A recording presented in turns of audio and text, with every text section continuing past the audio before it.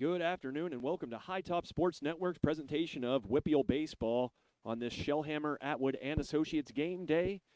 Insurance is right for you now and in the future. My name is Joe Rhodes. I'm joined by Jake DeLuca here to call this WPIAL matchup between the home Freeport Yellowjackets and the visiting East Allegheny Wildcats. Obviously, early part of the season, we got a chance to watch this Freeport team just a couple days ago in their opener against Armstrong. That one not going in favor of the Yellowjackets. They fell in 6 innings to the Riverhawks, so looking to improve upon the 0-1 start here today, back home here at Freeport Community Park. Jacob? Yeah, sorry, we are in a road setup, if you will. Yes. I heard us talking back at ourselves here through my TV screen, so I had to quickly remedy that so you guys didn't get any feedback. But no, this is a great little setup we got here, right in the outfield. Like you said, Freeport only one game played so far in the early season, a 10-0 loss in 6 innings against Armstrong on Friday. Certainly not how they want to open their game, but I know that they're looking for better results for their home opener here, Joe. And we got a chance, I did briefly, to talk to head coach Ed Carr, and he mentioned this is a young team, and the one thing about it that's going to be tough about having a young team at this stage the season is that missing season from a year ago where those guys could have progressed. So certainly going to be interesting to watch this team this year, Jake. About to get underway here with the first pitch presented by Steffi's Country Catering. Make sure you mention this when you order with Steffi's Country Catering for an extra 10% off. First pitch about to get underway. Tyler Asti on the mound for the Yellowjackets. First pitch, strike one.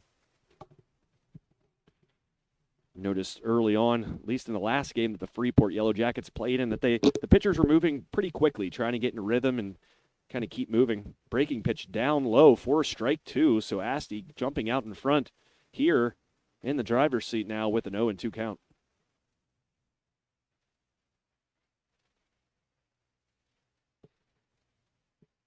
Asti in the windup, and the pitch bouncer well short of the plate for ball one. Count moves to 1-2. Yeah, it looked like he tried to go for the breaking pitch for the strikeout there. He got the strike on the second pitch there, but that time just a little too low and in front of the plate, Joe. Yeah, maybe just a chase pitch to see if he could get the batter, Cahill, to swing at that one. Another low pitch there, even the count up at 2-2 strikes. But, when you get in that driver's seat like Asti did there, you might as well, give the batter, Cahill in this case, maybe something to look at and maybe get a swing and a miss. The count now even 2-2. Asti with the pitch high. Run the count full now, 3-2 strikes. Yeah, started off strong with an 0-2 count. Now the batter, Cahill, has worked his way back in and will take a base there, Joe. So an unfortunate set of circumstances there for Asti and the Yellowjackets, jumping out in front. No balls and 2 strikes. And then following that up with 4 consecutive balls. So that puts a runner on first base here with no one out in the top of the first inning. Stepping in now for the Wildcats of East Allegheny is Jurisic. Jurisic looks at that one. Still attempt here. Behind the runner. Gets a tag on, and he is out. A nice throw there from Westendorf behind the plate to nap the runner at second base. One down here.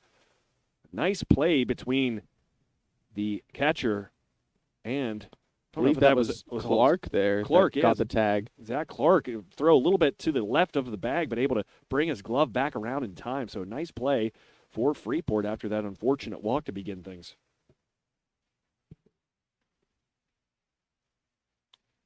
Asti with the pitch. This one fouled back to the screen. Count now 0-2 strikes.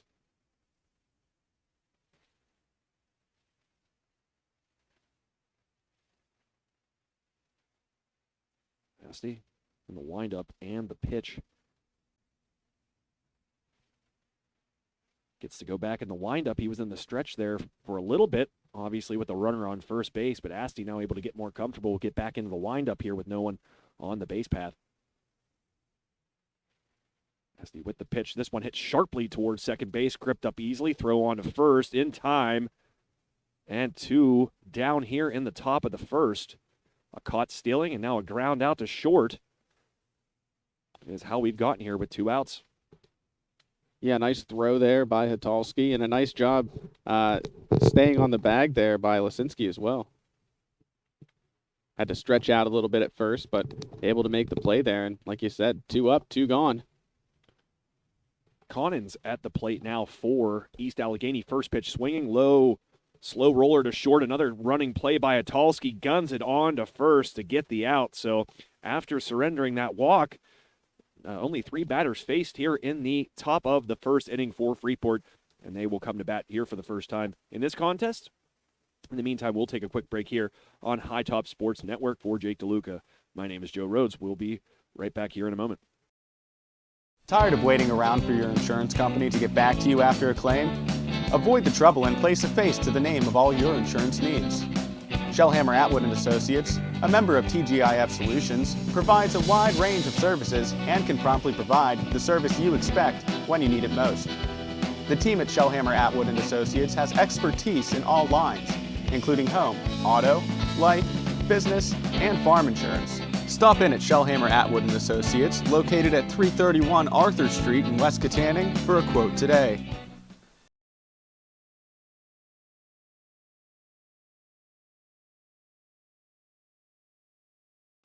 And welcome back to High Top Sports Network's presentation of high school baseball here at Freeport Community Park, proudly sponsored by TGIF Solutions Insurance that's right for you now and into the future.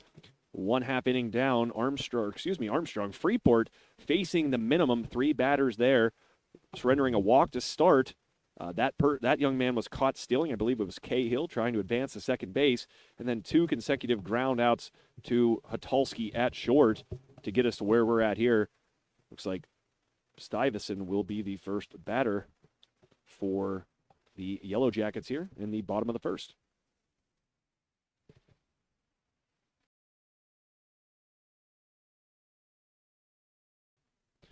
Brady Stuyvesant will step in here for the Yellowjackets coming into today's contest. 0-1 record facing the Riverhawks on Friday. Yeah, and Brady had a good game against Armstrong. 3 plate appearances, 1 for 3 on the day, but really it was his fielding that was the difference maker. That really put him out ahead as one of the performers for Freeport on Friday. 3 for 3, 100% from the field on Friday. So, but also 1 for 3 behind the plate. So we'll see what he can get done here in this appearance. Yeah, Stuyvesant manned center field in that game against Armstrong, where you'll see him in this contest. He steps in now, first pitch on the way. I believe it was called a ball. Yeah, I think you're right, Joe. We are out here in the nosebleed section of Freeport Community Park. Second pitch on the way, popped up. It's going to bloop in over the head of the shortstop. Well-placed ball there for Stuyvesant. Second pitch seen.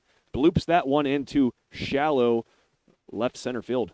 Yeah, just found the hole there above the shortstop's head. The center fieldman couldn't get up in time to make the play, and that one put right in the perfect spot for a leadoff single. So no one down here. Stuyvesant reaching first base on the bloop single.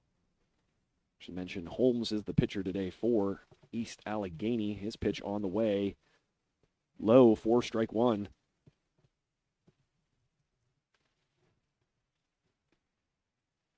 Stuyvesant able to lead off this first inning with a single. It'll be Zigo in to bat now for the Yellowjackets, the left-handed batter.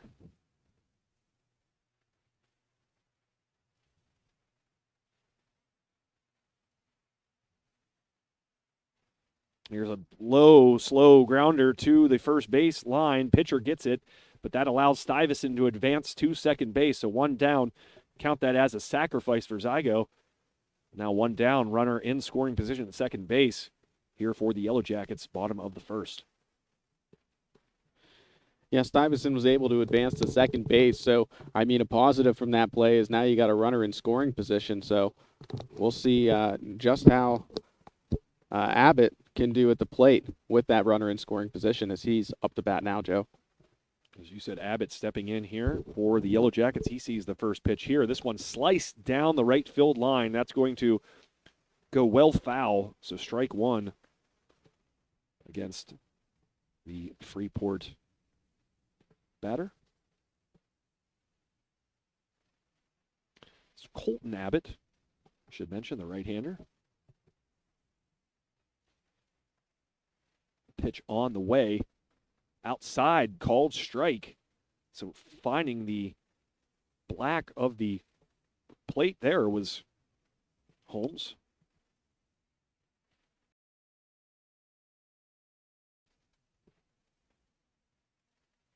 On that outside edge, just catching it. Here's the next pitch inside. Strike three called. Holmes sits him down, so Abbott will take a seat here. 2 men down. Runner remains at second base, and coming to the plate for Freeport will be, let's say it's Smetek. Jackson Smetek. The lefty sees the first pitch here. Fouled away, strike one. Noticeably, Freeport kind of staggering righty-lefty batters. It's been staggered from the top of this inning, going righty-lefty, righty, and now lefty again. This time it's Smetek. Low ball. And that kind of keeps the pitcher honest there, you know, if you're going up against a, you know, batter from a different side of the plate each time. It kind of takes a little while to adjust just to where to throw the ball. Breaking ball low there. It's going to allow Stuyvesant to make his way down to third base, so he advances to third on the ball, low in the dirt. So there'll be a meeting at the mound here briefly. Yeah, and unfortunately for Freeport, this isn't a sacrifice fly situation here with 2 outs. They're going to need to get the ball in play, and Smetek is going to have to find his way to first base if they want to score Stuyvesant from third. Any base hit will certainly score the runner now that Stuyvesant stands at third. Count even 1-1. Here's the pitch. Low outside, ball 2. Very close there. The outer quadrant of the plate. Now 2-1. Holmes looking to work quickly here. Stares in his battery mate. And the pitch. Chopper down the first baseline. The first baseman will field it. Toss it on to the pitcher who's covering, and 3 outs. So the Yellowjackets leave a runner stranded at third to end this first inning. And after 1, it is East Allegheny 0, Freeport 0 here on High Top Sports Network. With over 40 years of experience, Steffi's Country Catering in Adrian provides sumptuous home-cooked food served by a friendly professional staff to make your next event worry-free. Ask about their grazing tables and 3-tier cheeseball cakes. Sugar Rush Cupcakes by Tara are available by order, and be sure to check out their Facebook page for weekly Sunday takeout specials. Mention High Top Sports Network when you book your next event to receive a special 10% discount.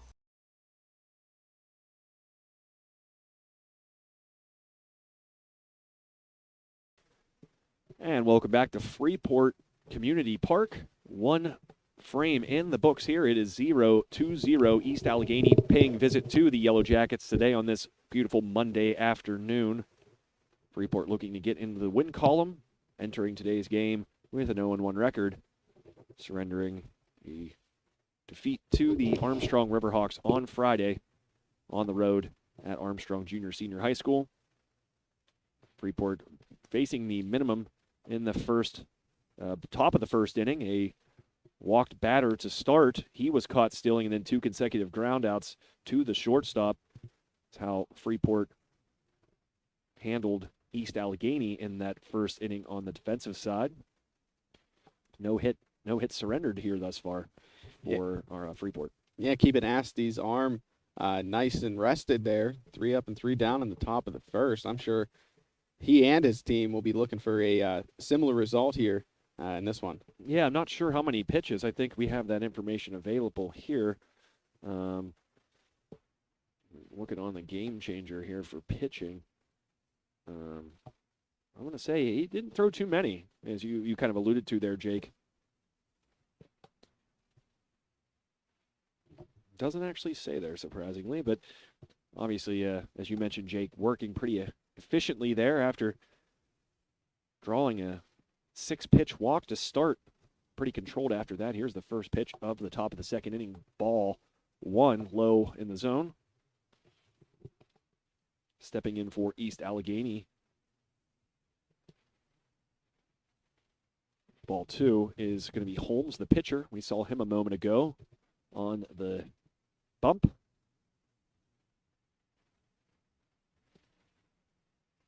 And next pitch, ball outside for ball 3, I want to say. I think it's 2-1. Okay, we'll see. Maybe. There's a strike there, so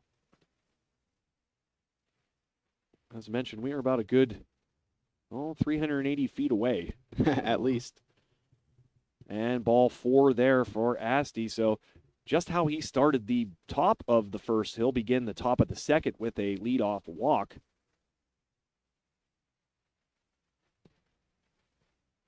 Yeah, and Joe, some pitchers just operate a little better with something in the game, with a little skin in the game, a runner on base.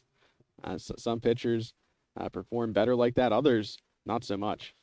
First pitch to Laratonda. That one's high in the air. Fouled back behind the visitors' dugout for strike 1. Holmes standing at first. And Laratonda at the dish for the Wildcats here. No one out. Top of the second. The pitch from Asti, bouncer low. That's going to allow Holmes to scamper to second base easily. So runner in scoring position for the Wildcats with no one out.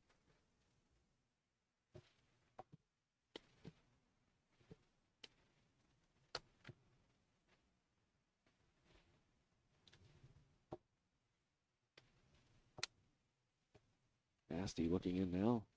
Laraton to the batter. And the pitch fouled back almost to identical location. This one's going to stay in play, though, for the Freeport first baseman, able to track that one down. Lisinski recording the out for Freeport. So one down here. Runner remains at second base. And coming to the dish for Freeport. Or excuse me, for East Allegheny. Seeing ball 1, I believe, there. Rayman, Joe. Rayman at the plate there. Raymond.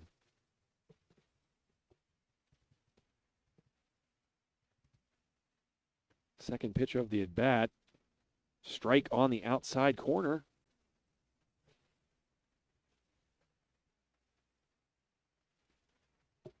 Asti in the stretch.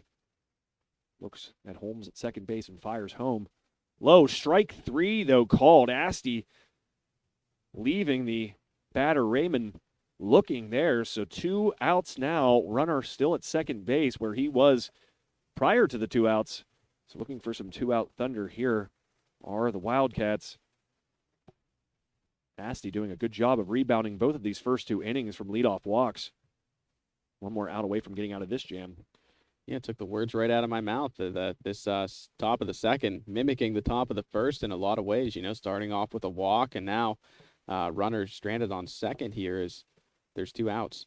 Second pitch of the at-bat. Not sure if that first was called a strike, but this one is indeed. So I believe the count is even 1-1. Not entirely sure. Didn't got this umpire kind of obscuring our view, as you can see on your screen as well.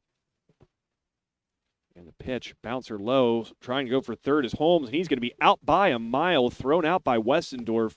He has been good thus far, has Westendorf, so that's how things will end here in the top of the second inning. After 1.5, it is Freeport nothing, East Allegheny nothing, here on High Top Sports Network's presentation of WPIAL Baseball, presented by TGIF Solutions, insurance that's right for you now and into the future. Back here after a quick, well, actually, we're going to stay here with you, and Jake, I think some folks you'd like to thank. Yeah, I mean, you mentioned them right there. I mean, this game brought to you by TGIF Solutions, and they're, of course, the official social media sponsor of High Top Sports Network and the home of the Shellhammer Atwood Agency, the Brad Johnson Agency, the Vody Agency, and McMahon Brothers Insurance. They can assist you and your loved ones with any insurance need, big or small. TGIF Solutions specializes in all types of insurance: auto, home, family, business, farm, and commercial. Visit tgif.solutions. TGIF Solutions, insurance that's right for you now and in the future. Now and in the future, indeed, Jake. Always there for you. You don't want it always want it to be about the immediate future. You want it to be in the long term, too, when you're dealing with insurance. So the folks at TGIF Solutions and the Shellhammer Atwood Agency in Katanning are the right choice for your insurance needs. So check them out today, as Jake said, online, tgif.solutions. No .com in there. That's the actual address. Yeah, and much like the Friends theme song, they'll be there for you. They will indeed. As we've discussed now and in the future, Joe. Always. I should say the last batter retired there in the top half of the inning for the Wildcats was Janosko. He was the one that was the third out. Now here in the bottom half of the inning, Freeport stepping in. Tyler Asti at the plate there. Yeah, so the pitcher will bat now for Freeport. You always love when you see a pitcher coming out and batting cleanup or batting in somewhere in the middle of the order in a sport where, pitchers are obviously known not to be great with the stick, but Asti right here, I think he's, fifth in the lineup, if I'm not mistaken. We saw four guys in the first inning, so Asti leading off in the fifth spot here. Saw a ball there in the first pitch. Second pitch swung on. It's going to find the gap. Yeah, through the hole between short and third. So Asti will begin the second inning with a leadoff single. So, again, another instance of either team being able to reach on their first at bat, whether it's been walk or a hit. It's just a matter of closing things out for both teams here early on and seeing success with runners on the base path early on in those innings. So we'll see what Freeport's able to do here now. With Asti on first, no one out. Hanatulski will step in. He sees his first pitch. This one's hit back to the pitcher, deflects off him. Shortstop might have a play on it. He's going to throw into first and out. So an excellent defensive play there by East Allegheny. Pitcher kind of threw his hand out at it, knocked down the shortstop. Cahill able to regroup, throw on to first in time for out number one. Yeah, that was really close to being a safe play there that time for Hatulski, but shortstop able to get it to first in time. And Cahill was kind of going a different direction. He was following the path of the ball, but that obviously changed once it hit the pitcher. He was able to regroup in time, so an excellent play there by Cahill. That could have allowed at least Asti, who now stands at second base, to maybe be at third if he's unable to corral that in time. Instead now there's one out, and coming to the plate is Lisinski. His first pitch called a strike, swing and a miss.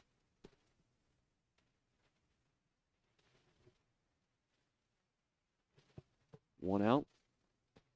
Runner on second base for Freeport here in the bottom of the second. Pitch swung on, fouled back late on the swing there was Lisinski. Ethan Lisinski, the first baseman for the Yellowjackets here in their home opener. At least regular season home opener, I guess you could say. Pitch from Holmes. High and away, fouled back. Almost the same location as the last. So no balls, 2 strikes for Lisinski. Runner remaining at second base.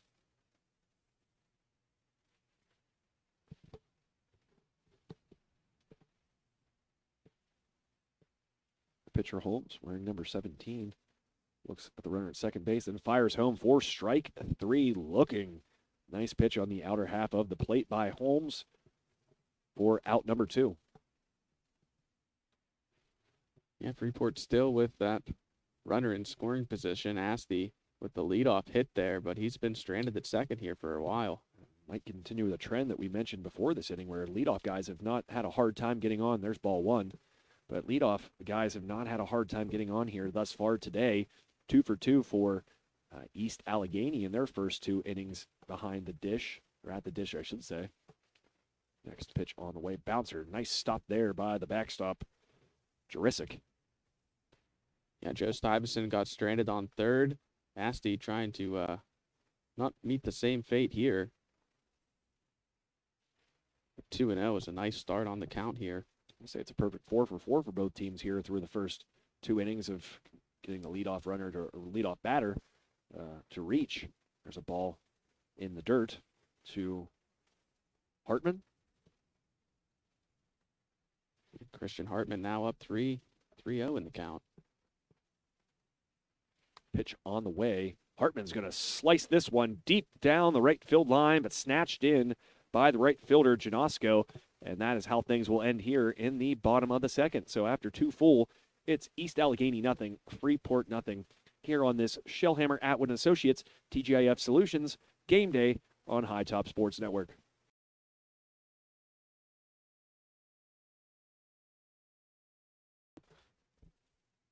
While we have a second, I want to thank some of our sponsors here, like Battery Warehouse Plus. Spring is here, and Battery Warehouse Plus is ready to power you and your family through any outdoor activity, work, or play. Whether you're in need of commercial, heavy-duty, industrial, or farm, Battery Warehouse Plus carries a complete supply of power sources so that you can get the job done right. Battery Warehouse Plus also stocks motorcycle, ATV, UTV, and boat batteries so that you can enjoy all the outdoors has to offer. Best of all, they'll never sell you a new battery without testing the old one first. Check out Battery Warehouse Plus in Katanning at 13613 State Route 422 or visit their Butler location at 469 Cunningham Street. Battery Warehouse Plus, your one-stop battery shop. Yeah, we went to Battery Warehouse last week, Jake, and it's amazing to see how many batteries there are and how many different kinds of batteries there are. You know, I said this on a broadcast recently that I feel like in today's age, it's so hard to find certain things in shops. You got to mostly go online to find, special batteries and things of the sort. But not necessarily the case at Battery Warehouse. They have batteries for everything. Make sure you stop at either of their locations, as Jake mentioned, one in Butler, one in Katanning, for all your battery needs. Yeah, and how frustrating is it, too? Sometimes, you go out, you think you need a new battery, and, it turns out you go home and it's working fine. Well, you bring your battery out to them, they'll test it for you and let you know whether or not you need one or not. That's a very valuable resource to have. Yeah, very honest business model there. They're not going to sell you a battery even if the one you have still has some juice in it. They'll test it for you and make sure that is the actual issue. They don't want you spending money on something or battery if it's something else, and that's their promise to you, that they'll check that battery, make sure that it is good to go. About to get the third inning underway here at Community Park. Teams locked in at a 0-0 tie here in the top of the third inning. East Allegheny coming to bat. First pitch, ball inside against Janosko. The leadoff batter this inning for the Wildcats. Second pitch on the way from Asti. Low, strike one. Count now even, 1-1.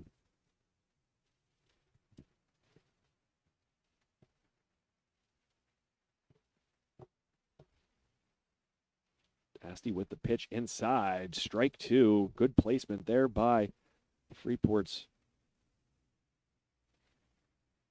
pitcher, Tyler Asti. Another pitch by Asti. This one grounds sharply towards first. Gathered in. Stepping on the bag is number 3 for the Yellowjackets, Lasinski. So one down. First leadoff batter of any inning so far not to reach. So breaking that trend there. Getting a little further down the order here. Freeport with one down. Asti looks in at Westendorf, throws the pitch. Bunt attempt, try, but foul back behind the backstop for strike one.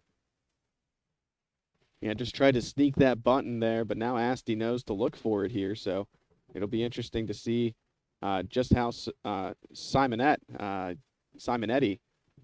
deals with that now that Asti's kind of onto him. The lefty Simonetti looks in. No balls, one strike. The pitch swung on and missed. So Asti using that outside corner once again there to get the batter to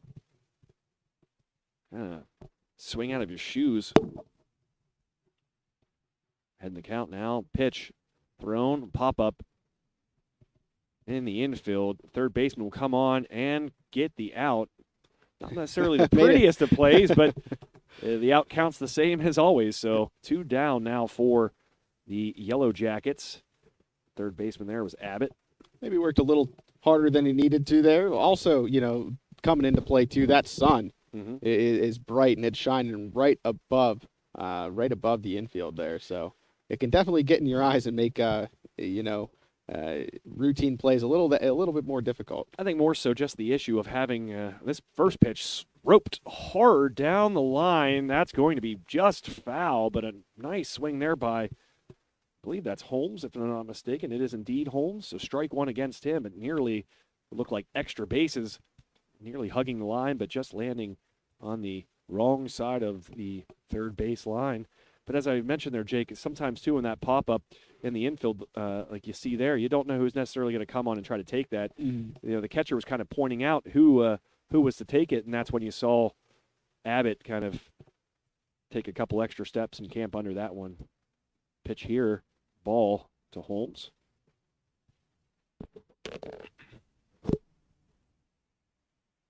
Count even, 1-1 with 2 outs here. And the pitch outside, brought in by Westendorf. Run the count to 2-1 with 2 down. Yeah, good job by Westendorf there in that catcher position, stopping that ball from hitting the backdrop there, because that would have been trouble. That would have definitely advanced the runner from first to at least second. An excuse me swing there by Holmes. Kind of in between wanting to hold up maybe on that and kind of a defensive swing for the strike to even the count now 2-2. That's the one thing about Asti here so far, moving locations, not just settling in outside of the plate, the inside of the plate. He's moving around and using different parts of the plate right there. A ball to run the count full, 3-2. But Asti has done a good job today of really changing locations and changing speeds. That's really had a part in his early success. Full count pitch. This one fouled down the third base line. So we'll see another pitch of this already long at bat. Yeah, just staying alive there in the batter's box. Good job there by Holmes. He almost roped that one up the left field line on his first pitch he took.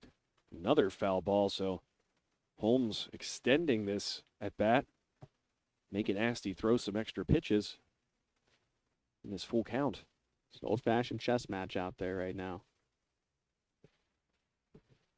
Asti with the payoff pitch inside. I think he hit the batter, so not a walk or a hit. It's a hit by pitch, and that'll put a runner on first base here with 2 outs. Give credit to Holmes. Long at bat and just kind of battled, waited for his pitch. Unfortunately, that pitch that put him on first was a little inside, and that's why he stands at first base. Back to the top, Cahill in the box. The righty looks at the pitch. This one fouled back. So I don't know if it's deception or just some good velocity right now, but Asti getting a lot of guys to be late on their swings. You just tell by where a lot of these foul balls are going. They're going directly behind that backstop. So Asti, I don't know if it's just kind of hiding the ball well or we're just using good old-fashioned velocity, but a lot of late swings here so far for East Allegheny. Throw over first of one of those today to keep the runner honest at first. He's back safely.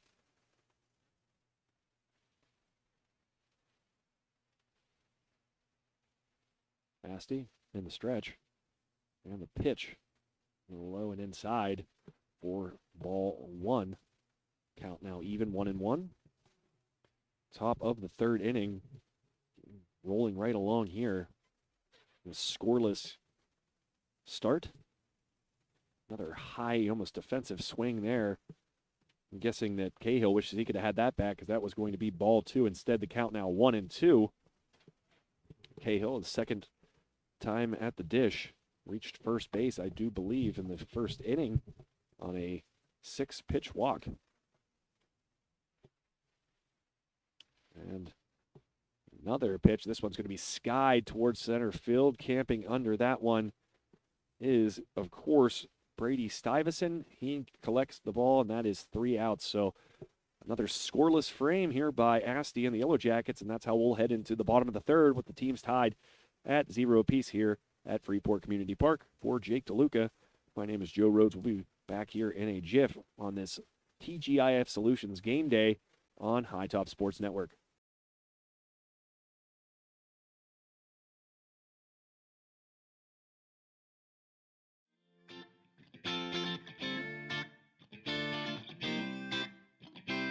Our meat crew has our meat cage standing tall. Every day we cut fresh, every single day. We have great quality, we have great prices. You don't want to miss out, so make sure you come down and check us out. And also, look for our Facebook page, #SaveOnMeat. We have a ton of great giveaways every week involving meat. You're not going to want to miss that either. We also have chef-prepared, chef-Paul prepared sushi, every day fresh, and Sushi Wednesdays, $5 sushi rolls, and you can win by liking and sharing on our Facebook page, Sushi Madness shirt.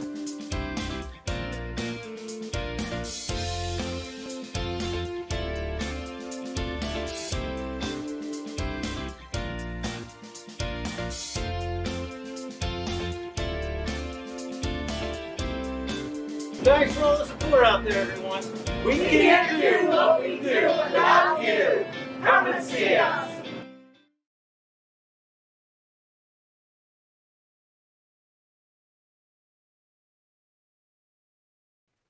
And welcome back to Freeport Community Park on this presentation of high school baseball presented by High Top Sports Network. Make sure you check us out online at hightopsportsnetwork.com. We're also on Twitter, Facebook, and YouTube. Several live broadcasts and some other tidbits of sports information on there. So make sure you check us out on all those platforms. And while you're there, make sure you like and share and follow High Top Sports Network. Bottom of the third inning, and Dalton Westendorf will stand in for the first time here today. The catcher doing an excellent job behind the dish so far. Will stand in here. The righty will face Holmes in his third inning of work. Ball low and outside. 1-0 the count.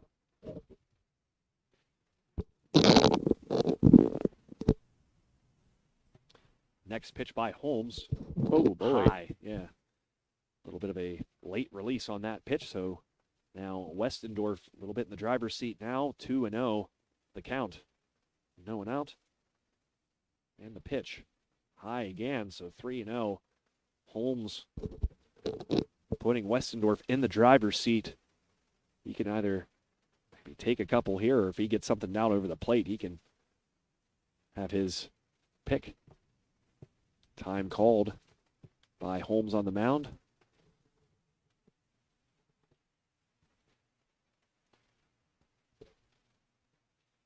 Weather today, perfect for baseball.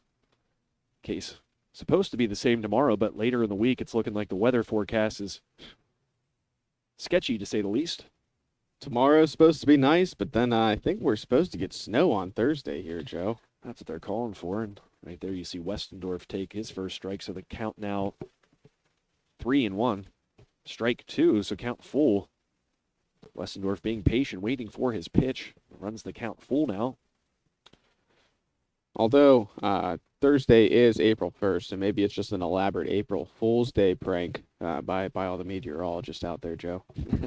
I hope so. I'm ready for the snow to be gone.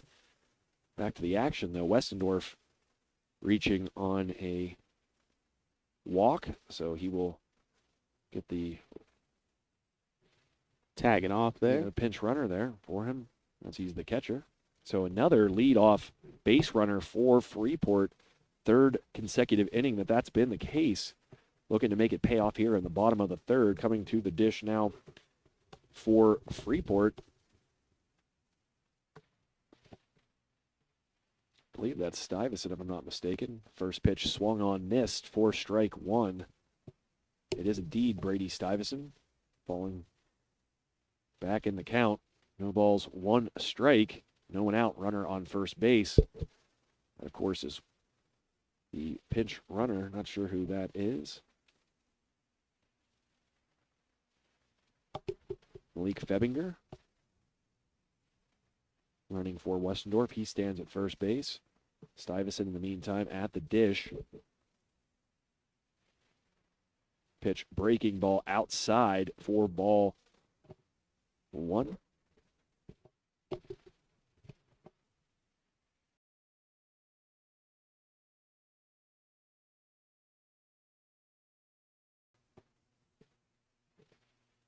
Holmes with the pitch. Oh, high, and that drills Stuyvesant in the back, able to kind of turn out of the way, luckily there, but that will put him on first base, and up moves the runner Fabinger.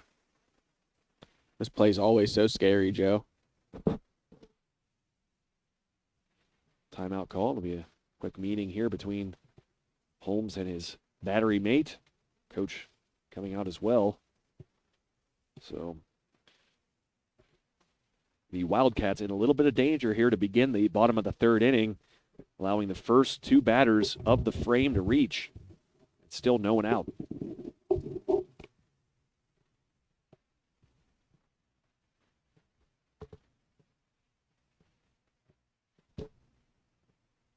Holmes going to stay out there on the mound.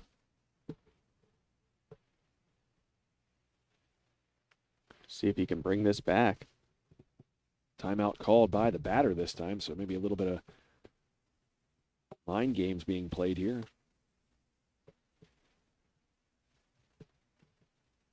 Here's the pitch. Low for ball one to Zigo. It's, of course, Jack Zigo coming to the dish for the second time of the contest. The lefty sees the pitch, swung on, popped up, shallow left field, coming on for it, but bouncing in there. And this ball That might nearly score going out of someone. play, and that will allow the runner to score from third on the errant throw in towards third. And 1-2-0. Freeport taking the lead there. Yeah, now you got two runners in scoring position here, too, at second and third. Yeah, Febinger, the pinch runner, able to cross the plate there after the throw escaped the intended target from left field. I'm surprised that dropped at all, Jake. It looked like the left fielder, Laratonda, was tracking it the entire time, but maybe some miscommunication between he and the shortstop and the center fielder, who all were converging on it there. Yeah, Joe, and like you said earlier, it can kind of get, that's where some confusion crops up whenever you have, a number of players collapsing on the ball at the same time. It's like, who's going to get this? It's still early in the season, too, so working out those kind of kinks, I think, are going to be commonplace here over the first few days of the season, certainly here in March. Once we turn to April, some of those more routine plays will obviously be routine, but right now, just kind of working through things here in the early part of the season. There's a swing and fouled back. Yeah, quickly behind 0-2 now. Runners on second and third. Still no one out. Holmes delivers high. Some chin music there. Maybe getting a little rattled after hitting a couple batters. I want to say he's hit two already. Mm-hmm. Nearly couple more in the process. Here's the pitch, swung on and missed for strike three. So Holmes able to get a very important out there. Still no force play on the field with runners at second and third. But one out certainly welcomed here. Now coming to the plate for Freeport is Abbott. Or excuse me, that was Abbott who just struck out. Now seeing the first pitch is Smeatek. He sees a ball. The lefty. Two runners in scoring position. He swings and fouls this one deep down the left field line, out of play for strike one, excuse me. First baseman Jackson Smeatek up here in a big spot, looking to drive home some more runs. Already one across the plate here in this inning. High, ball two. So Holmes just kind of all over the place here now in this third inning. Yeah, and he's throwing a lot of pitches here. Nearly through 3 innings. That one low, nearly hitting the shoes of the batter, Smeatek.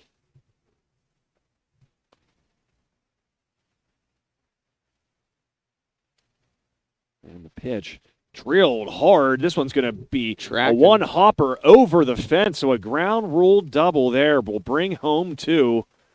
And a nice piece of hitting right there by the first baseman, Smeatek, to drive home two to make this a 3-0 Freeport lead. Yeah, that's one of those ones where you almost want it to not bounce over the fence there, Joe. Yep. With how deep this outfield is, it gets them onto second base, but I don't know what kind of speed Smetek has out there, but that had real triple potential. Maybe it's Smetek. I'm not sure. I apologize if we're butchering that young man's name, but nice piece of hitting by him. That was on a rope right over the head of the right fielder. And as you mentioned there, Jake, probably might have been able to maybe come up with a triple there if that does stay in play, but low fences here at Community Park allowing that one to trickle over for the ground rule double.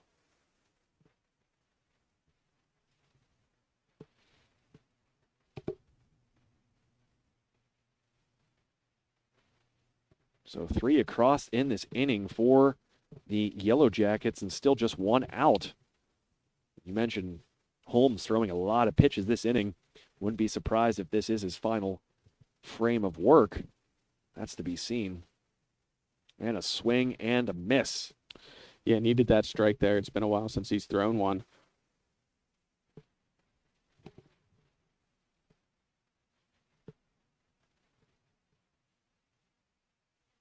And the pitch swung on and missed for strike 3, out number 2. So Holmes able to get a couple guys to swing and miss at home here to get or retire both of the outs in that fashion, excuse me. So trying to limit the damage a little bit further here is Holmes with 2 outs in the bottom of the third and his team trailing 3-0. Pitch outside, ball 1.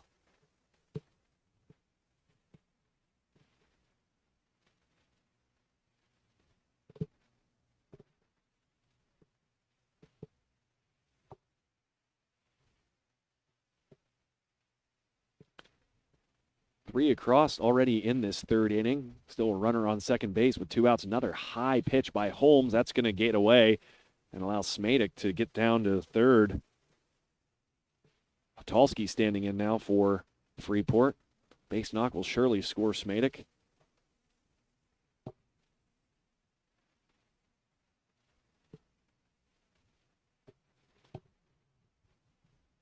Hatalski, his second plate appearance of this contest. Faces the pitch for a strike. 2-1 the count. 2 outs, runner on third base. 3 already across here in the third. Freeport leading 3-0. Pitch low outside for ball 3. And you'd imagine with the control problems that Holmes is having right now that this will quite possibly be his last inning work, that unless, of course, they're trying to save some arms. Here's a ball right towards us here in the left center gap. Rounding second is the batter Hatalski, and he's in safely. Another run scores to make it 4-0 in favor of the Yellowjackets. Nice piece of 2-out hitting there by Hatalski. Yeah, really solid bottom of the third inning here for these Yellowjackets. Ringing in 4 runs here. Off a pair of doubles, one a ground rule double, and then one just blooped right out here in the outfield in between center and left field. Good patience by the Freeport batters here in this one as well. There's a strike against Lisinski. Lisinski 0 for 1 thus far. Looking for some more 2-out magic like his teammate Hatalski stands at second base. That ball gets away. Hatalski's going to have to get back in a hurry. He does, but the ball doesn't escape enough for him to advance to third, so he'll stay put at second base. He was fortunate there. He was quite some ways away from the second base bag. Thought that ball had escaped from the catcher further than it did. Luckily for Hatalski, the throw not on line. He's able to get back to second base. Yeah, I would say he was almost closer to third base than second there, Joe. The pitch swung on. Hit towards short, gathered in, thrown, and out. So that's how things will end here, but not without Freeport putting 4 runs on the board to take a 4-0 lead against the visiting East Allegheny Wildcats here on High Top Sports Network's presentation of WPIAL Baseball. We'll be right back here in a couple moments after a quick message from our sponsors here on High Top Sports Network. Tired of waiting around for your insurance company to get back to you after a claim? Avoid the trouble and place a face to the name of all your insurance needs. Shellhammer Atwood & Associates, a member of TGIF Solutions, provides a wide range of services and can promptly provide the service you expect when you need it most. The team at Shellhammer Atwood & Associates has expertise in all lines, including home, auto, life, business, and farm insurance. Stop in at Shellhammer Atwood & Associates, located at 331 Arthur Street in West Katanning, for a quote today.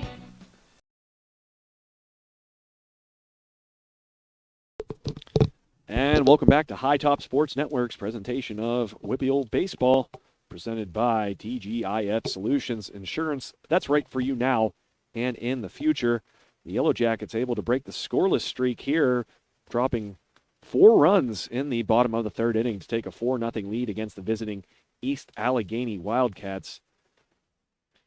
The Jackets able to get to Holmes, who had some control issues there, walk some runners, beamed a runner.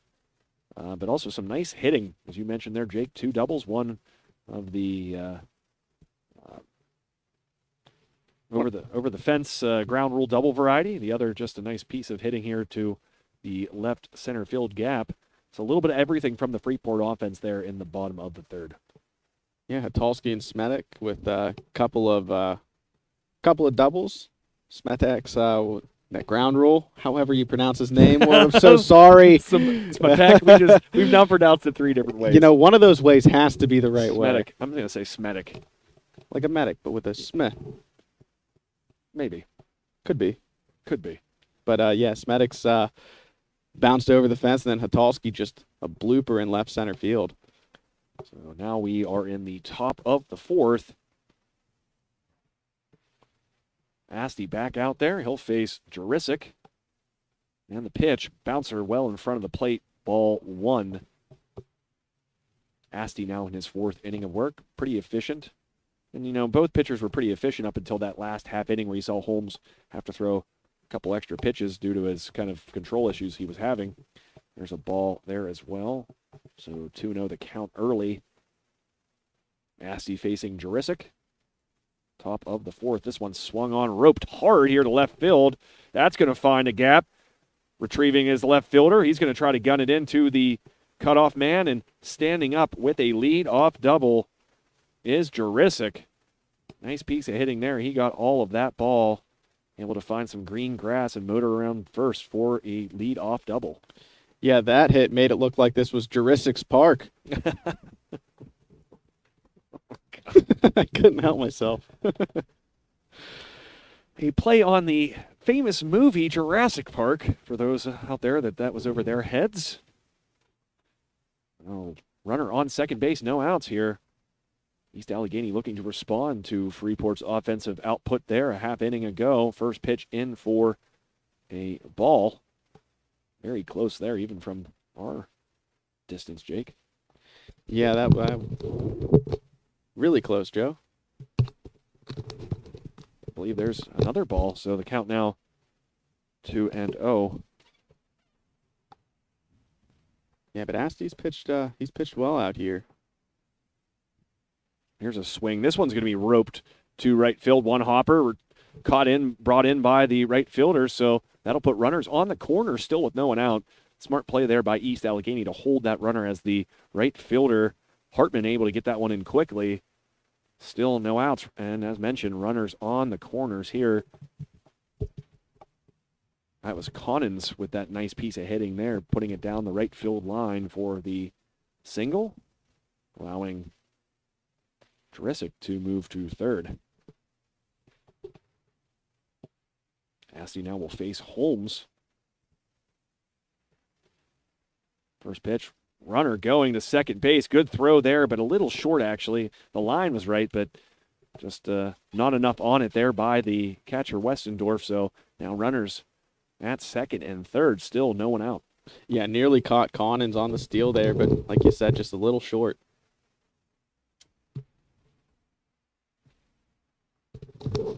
And a swing and a miss. Asti looked like he took something off of that one. And this is going to allow the runner to break for home. Pass ball, and he will score standing up, and the runner from second will move to third. So make it a 4-1 Freeport advantage, but still no one out here for the Wildcats in the top half of the fourth. Yeah, they're looking to have a similar inning as Freeport had in the last half. Right now off to a good start with the runner on third and one already in. I will bring the Freeport coaching staff out. Ed Carr, the head coach of the Yellowjackets. His first season back since a state playoff appearance 2 years ago. Got to cover the final game of that state game. Of course, Jared Heilman, the ace pitcher at that time, rolling through that game, and he was taken out late in it. And that's when the Freeport lead was surrendered, and they bowed out of the state playoffs. So no baseball since then. Yeah, one of the big disappointments for me last spring was not getting to see Heilman pitch his senior year. Now he's off in college, I believe Mercyhurst. He is indeed. There's a high pitch by Asti, some chin music to match the chin music we saw a lot of in the last half inning, Jake. Yeah, the fatigue in the arms of these pitchers is going to start coming up here as we head later and later into this game. The control, sometimes just not there, and there's a walk. Yeah, so we weren't able to update the balls and strikes for you there quickly enough. Now put runners on the corners once again, and Ed Carr will come back out, maybe noticing something with his young pitcher. Maybe we'll see a pitching change. Looks like we will indeed. Asti hands the ball off to Ed Carr, and will make his way for the dugout. Yeah, last time Freeport sent out 3 pitchers, Christian Hartman, Matt Corfield, and Zach Clark.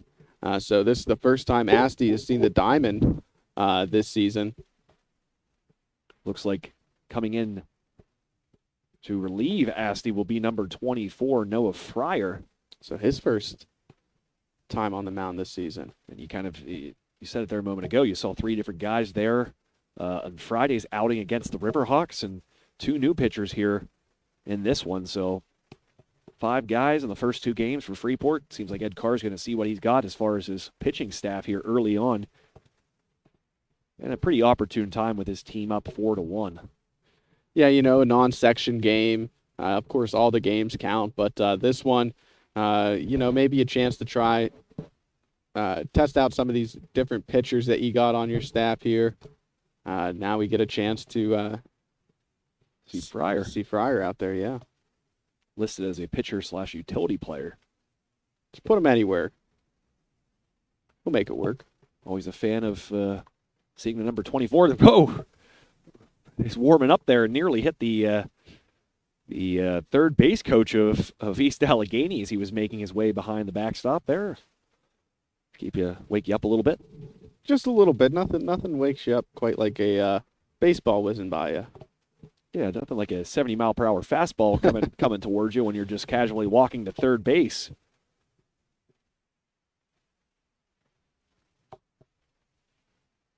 So Freeport making its first pitching change of the game. Coming in as Fryer to relieve Asti. Still no outs here in this 4th inning. Top half of it. And runners on the corner for East Allegheny. So a little bit of a jam that Fryer's being thrust into here in the top of the 4th.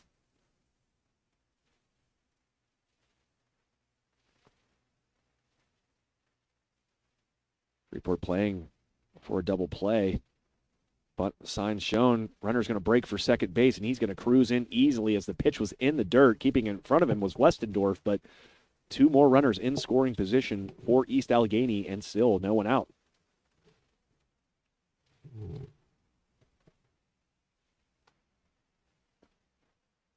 Swing and a miss, chasing that one in the dirt was Burko. Burko stands in. Here's the pitch. High. He's going to rope this one into left field. That's going to score 1 run. He's going to get it in quickly.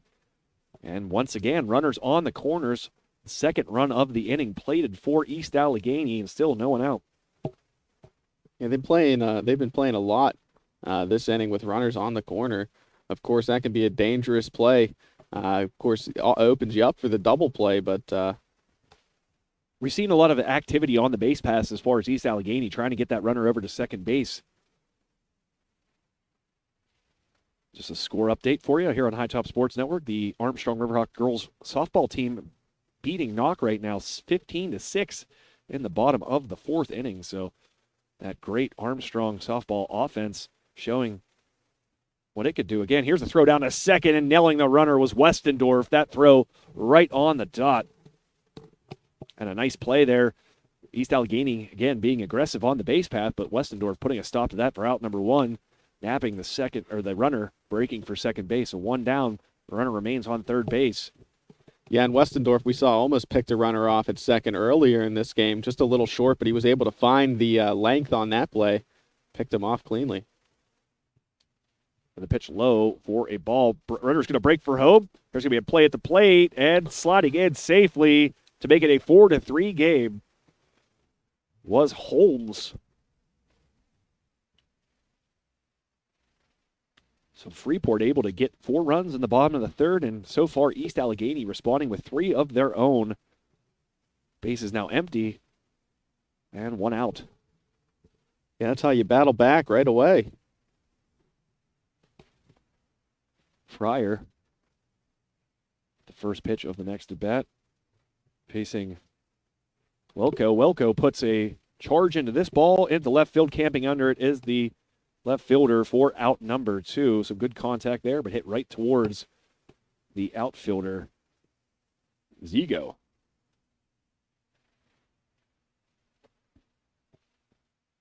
Two down.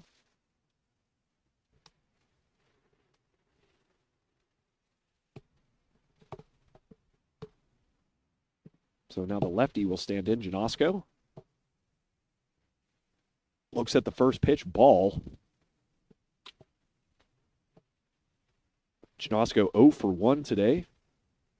Wearing number 20, swinging a left-handed stick. Pitch outside, called strike, so evening the count is Fryer. 1 ball and 1 strike. 2 down here in the top of the 4th inning. 3 across already in this inning for the Wildcats. Third pitch of the at-bat called a ball, high, 2-1.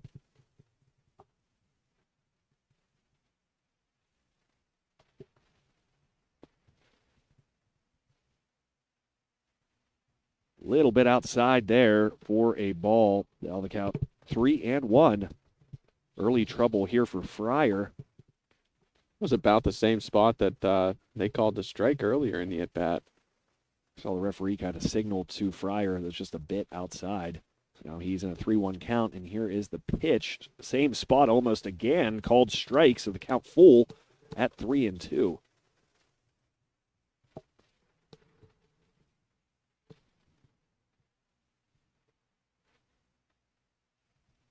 Payoff pitch from Fryer on its way. This one blooped into the infield. Camping and under is the shortstop Atalski for out number 3. So East Allegheny able to do some damage of their own, getting back 3 runs, and they now trail 4-3 to the home Freeport Yellowjackets. So after 3.5, the score, Freeport 4, East Allegheny 3 here on High Top Sports Network. In the meantime, stay tuned for the bottom of the 4th inning here on this TGIF Solutions game day on High Top Sports Network.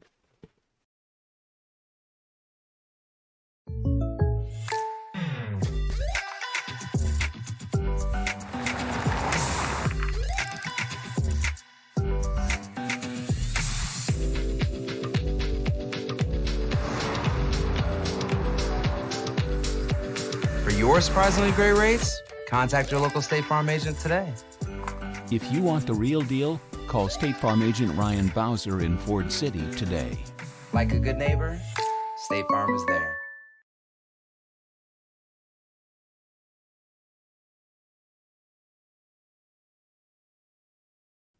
And welcome back to High Top Sports Network. It's the Freeport Yellowjackets 4, East Allegheny Wildcats 3. Here as we enter the bottom half of the 4th inning. Holmes back out on the mound for the Wildcats. This will be his 4th inning of work.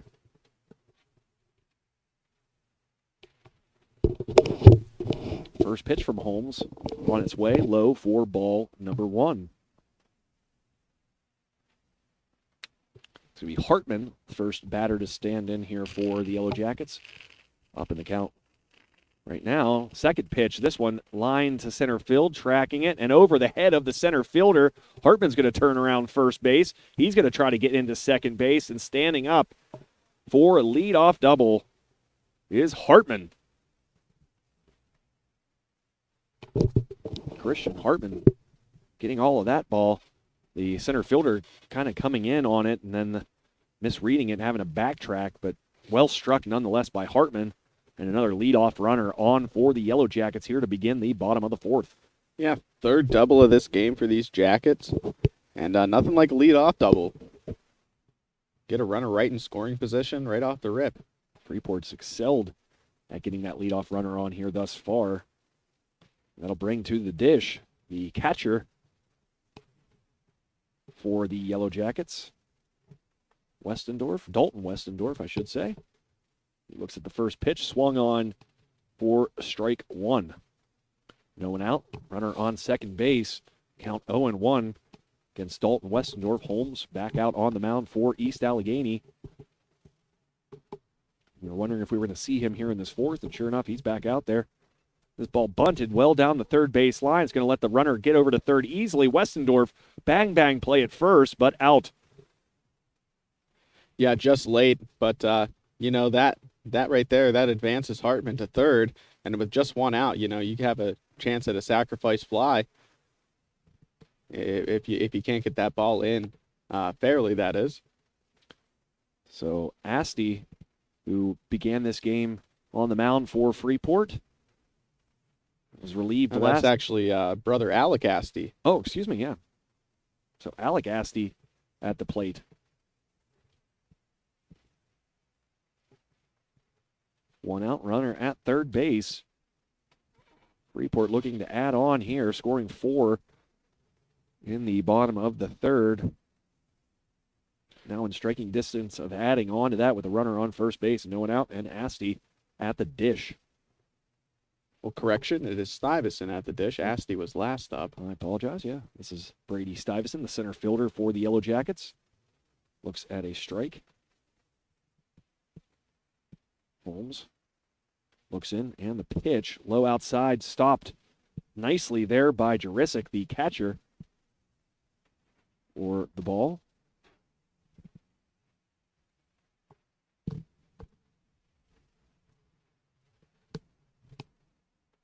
Holmes looks into Jurisic. The pitch high, nearly chasing that one was Stuyvesant, but decided otherwise.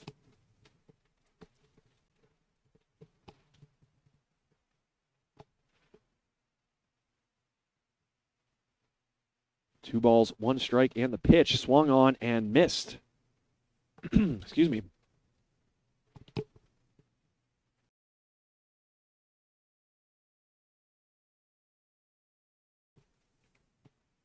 Count even, 2-2, and the pitch swung on, hit hard, but early on the swing was the center fielder Stuyvesant staying alive. Count stays at 2-2.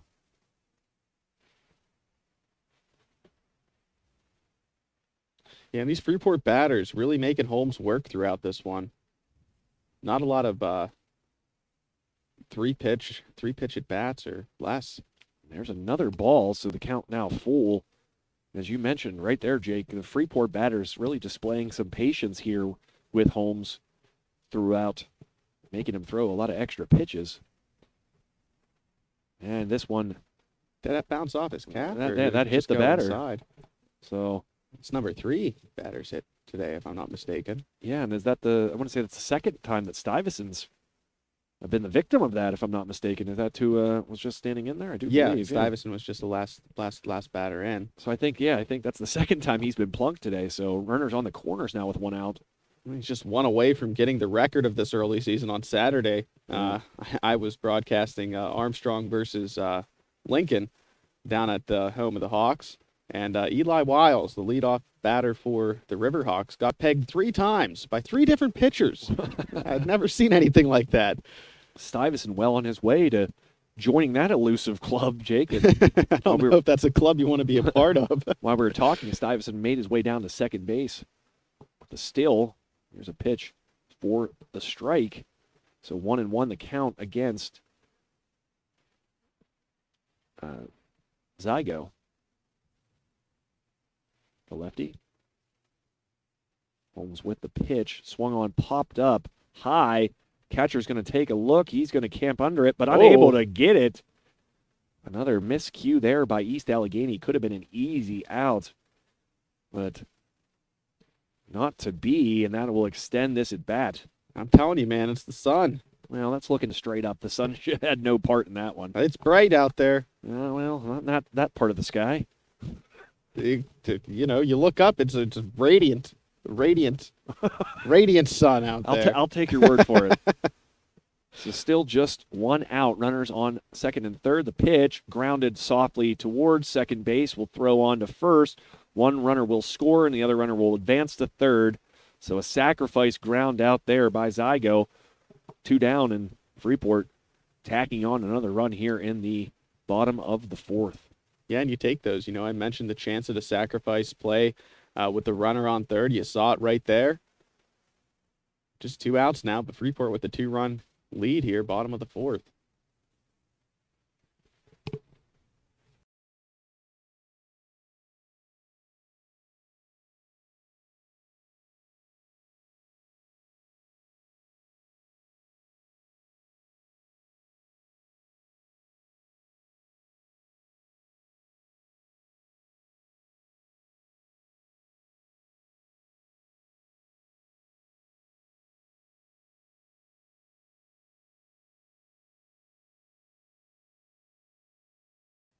So a pitching change now for East Allegheny. Holmes will be relieved for number 21. Waiting to see that young man pop up on our virtual roster here. He'll come in here in the bottom of the fourth inning, looking to prevent Freeport from any other runs crossing the plate, despite having a man at third. That's Brady Stuyvesant, of course. Abbott will be coming to the dish for Freeport.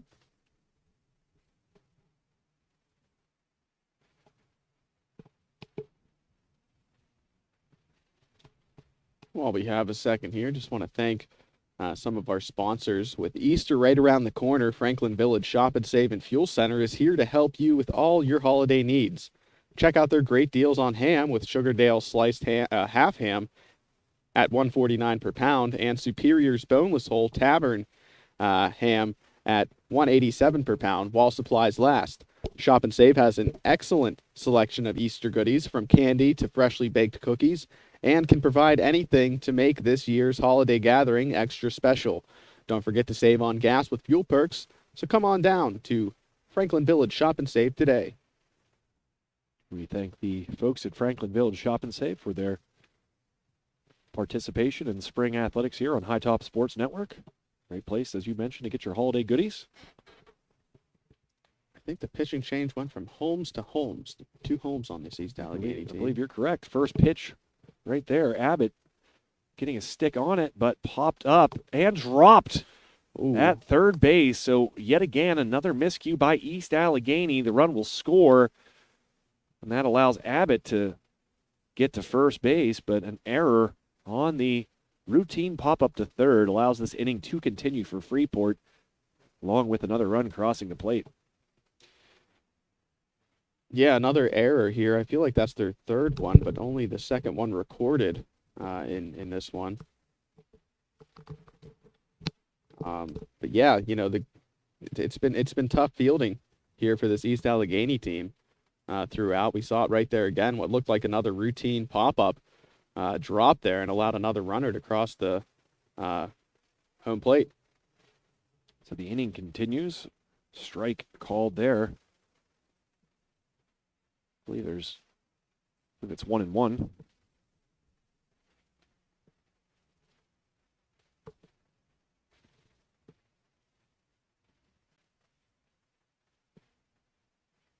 Here's the pitch from Holmes.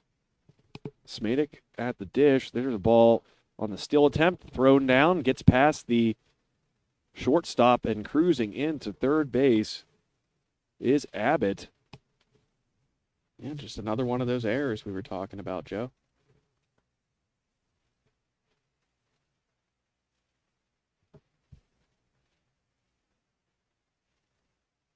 Six to 3. Freeport leading here, bottom of the third. Swung on, grounded hard to first. Knocking that one down is the first baseman. He'll run over to first base and record the out for out number 3. So Freeport able to put 2 more runs on the board here and take a 6-3 advantage heading into the top of the 5th inning. So after 4 full, it is Freeport 6, North Allegheny 3 here on this High Top Sports Network presentation of WPIAL Baseball, proudly provided by TGIF Solutions, insurance that's right for you now and in the future.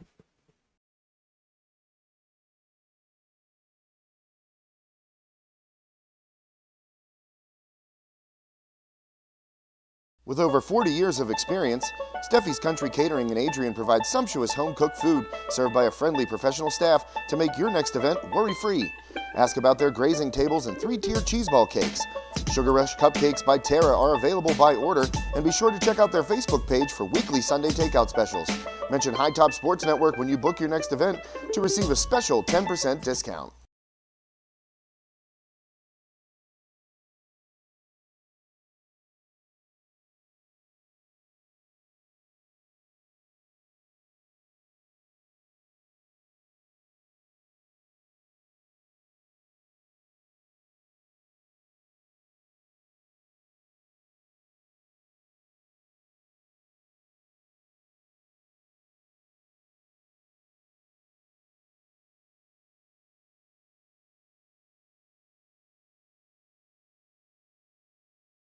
Tired of waiting around for your insurance company to get back to you after a claim?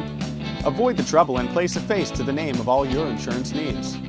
Shellhammer Atwood & Associates, a member of TGIF Solutions, provides a wide range of services and can promptly provide the service you expect when you need it most. The team at Shellhammer Atwood & Associates has expertise in all lines, including home, auto, life, business, and farm insurance. Stop in at Shellhammer Atwood & Associates, located at 331 Arthur Street in West Katanning, for a quote today.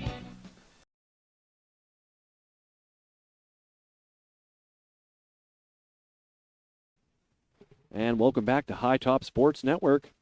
The Freeport Yellowjackets leading here at the top of the, or beginning of the 5th inning, 6-3 over East Allegheny.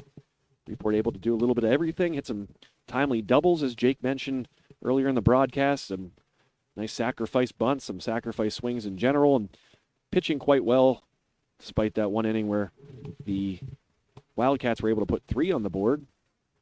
Some good base running as well by Freeport. So that's how we got to where we are now, 6-3, and now pitching for the Yellowjackets. We saw him on Friday's contest. It'll be Christian Hartman. Yeah, Hartman against Armstrong in his lone performance this season. 1 inning pitched. He came in for relief of Corfield, but he let up allowed 3 hits and 2 earned runs, and a walk as well. First pitch, a ball. Hartman, the second one on the way here. Swung on and missed, evening the count 1-1. Hartman facing Simonetti. Simonetti. There you go. I'll take that. Simonetti. Timeout called.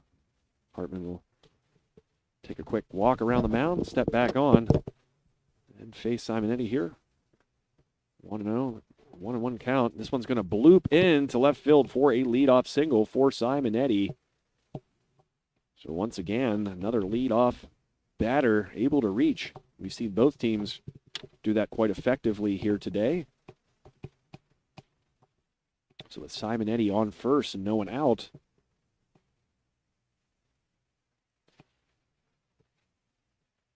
that'll bring Holmes to the dish. Throw over to first, back safely is Simonetti.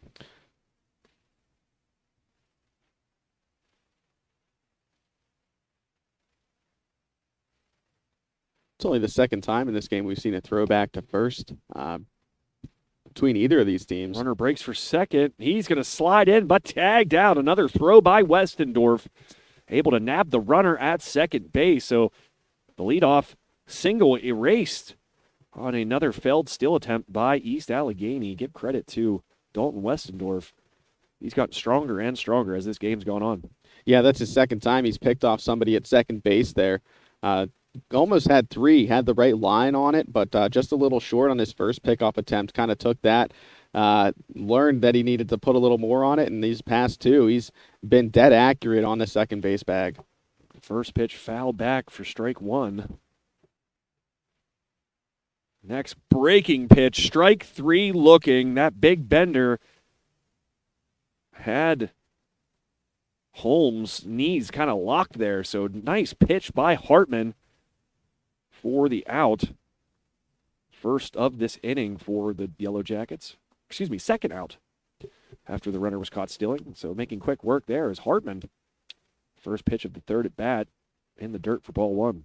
Yeah, Hartman's very efficient here now on the third batter. Hasn't really thrown a lot of balls. That time he saw 1, 2, 3 strikeout. Another breaking pitch in for a strike.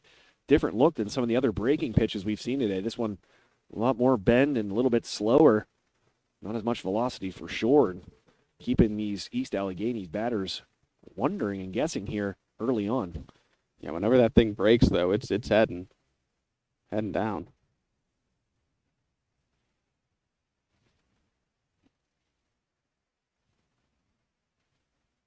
Hartman with a new ball here. He'll stand back on the mound and the pitch. This one swung, hit to second base, gathered in and thrown on to first to retire the runner for the third out. So Freeport quickly downing the Wildcats in that half inning to remain ahead 6-3. So after the fruitless top half of the fifth, East Allegheny back out here trailing 6-3.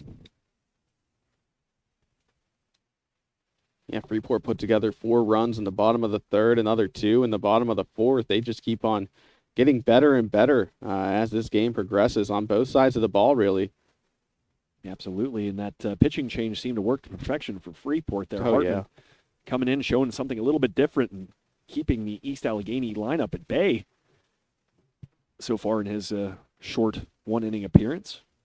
Yeah, and like you were talking about earlier, those breaking balls are just different from anything these East Allegheny players have faced so far in this game. You know, when you have a pitcher that can kind of come in there and change the, I don't want to say speed, but just give a different look at it. Yeah, a different appearance, really. And then, you know, credit to Asti. He threw a lot of breaking pitches as well, the starter for Freeport here today. He went 3 innings, but nothing quite with the kind of break and this then sort of the 12-6 kind of break that you're seeing from Hartman, or you saw from Hartman there in that last half inning. So again, kind of a great coaching move there by Ed Carr and staff to bring Hartman in and, as you mentioned, give a little bit of a different look to these Wildcats, and that proved successful as he was able to get out of that inning quite quickly. Looks like the Wildcats finally making a pitching change out there. 21 out there now as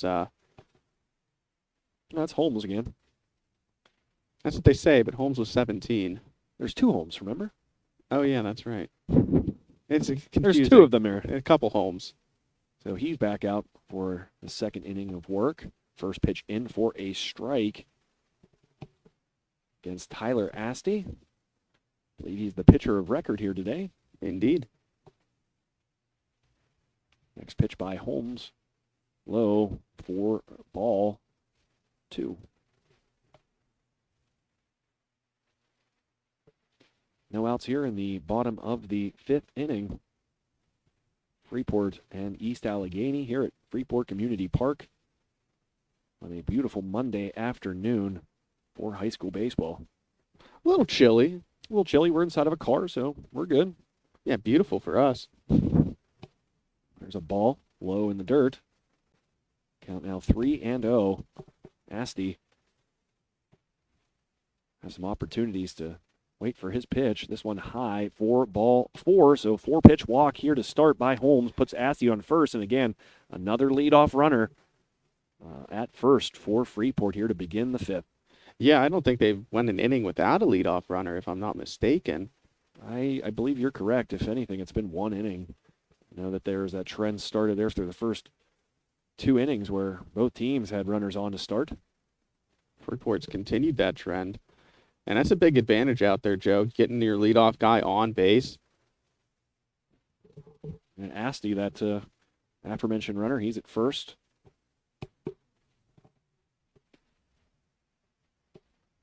Asti was 1 for 2 before that. There's a pitch for a ball. This is Hotalski ahead with the 2 balls and no strike count. So 6 straight balls thrown by Holmes here to begin the bottom of the 5th inning. His team trailing 6-3. This one outside, runner going. He's going to slide in safely is Asti. So another runner in scoring position with no outs for the Yellowjackets. And ahead in the count is Hotalski.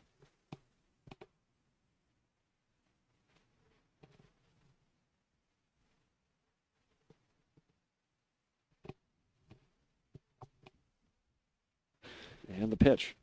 Swung on, shot back to the pitcher. Gathering his Holmes. He loses a handle on it. Still throws on to first in time for the out. But that allows the runner to advance to third base with 1 down. Yeah, nearly another error there, Joe, but Holmes able to get it up to his first baseman there in time, but that advances Asti to third base there. So another potential sacrifice opportunity here if the ball's hitting the right place.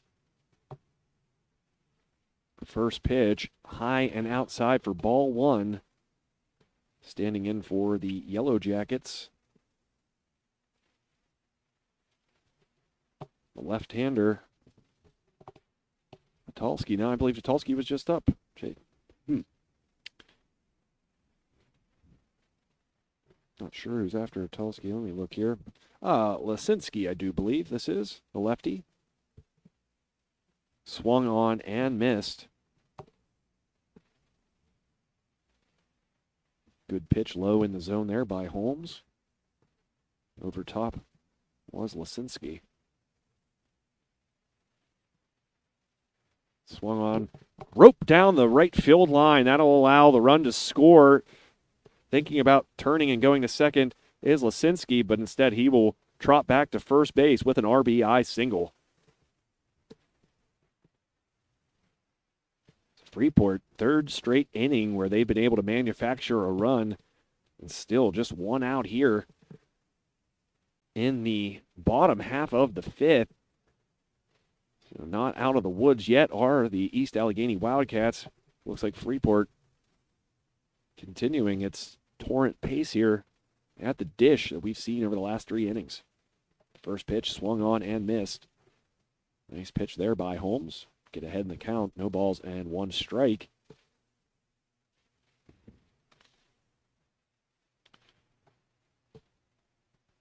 This will be Hartman at the plate. There's a ball to Hartman. Came on last inning in relief. It's 1 down. Runner at first base. Count even, 1-1. Holmes in the stretch. And the pitch. This one roped hard towards second base. Thrown to second for 1 out. Trying for 2 at first. And they get it. East Allegheny with a huge double play to end the threat here in the bottom of the 5th inning. But not without the Riverhawks, Yellowjackets tacking on another run here.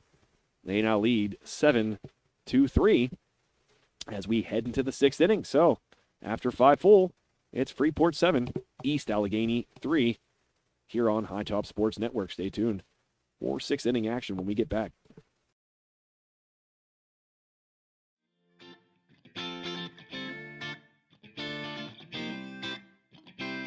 Our meat crew has our meat cage standing tall. Every day we cut fresh, every single day. We have great quality, we have great prices.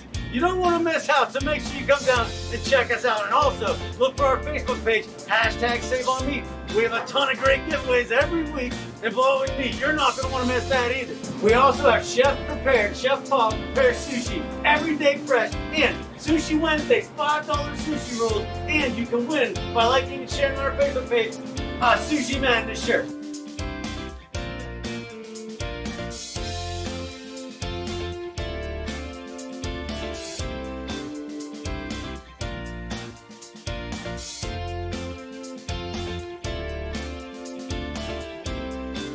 Thanks for all the support out there, everyone.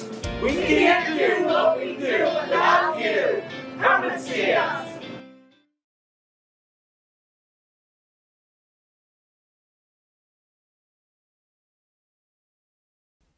And welcome back, everyone, to High Top Sports Network. Getting ready for the top of the 6th inning. It's going to be Hartman on the mound here for these Yellowjackets. 3 up and 3 down. In the top of the 5th went Hartman, so showed off his stuff and, walked away better than East Allegheny in that last half inning. We'll see if he can keep it up here. He's the 3rd pitcher in this game here for Freeport. Started off with Tyler Asti, and then we switched to Noah Fryer, and now Hartman getting ready for his 2nd inning of pitching here, top of the 6th. Jurisic will lead us off here for the Wildcats. Takes that first pitch, swung on and skied high near home plate. Hartman will come up and make the play on that one. So 1 pitch and 1 out. We mentioned earlier after the top half of the 5th inning, just what a good job Hartman did, not wasting a lot of pitches and getting guys out, limiting his pitch count, that is. So you saw it right there again, nothing like a 1 pitch out to get the Jackets started here in the top of the 6th. Hartman delivers that one low and outside for a ball.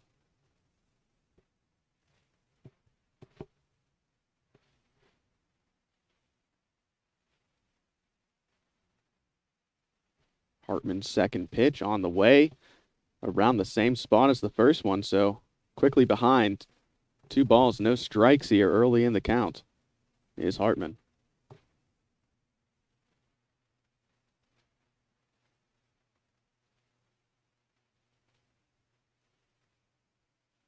Hartman's 3rd pitch of the at-bat, hit right up the middle to the shortstop. He'll turn and throw to first, and that is an out. Good play there by Vitalski at short there. Getting it over to Lisinski at first to record the out. So quickly, 2 up, 2 gone. Only 4 pitches thrown by Hartman this half inning.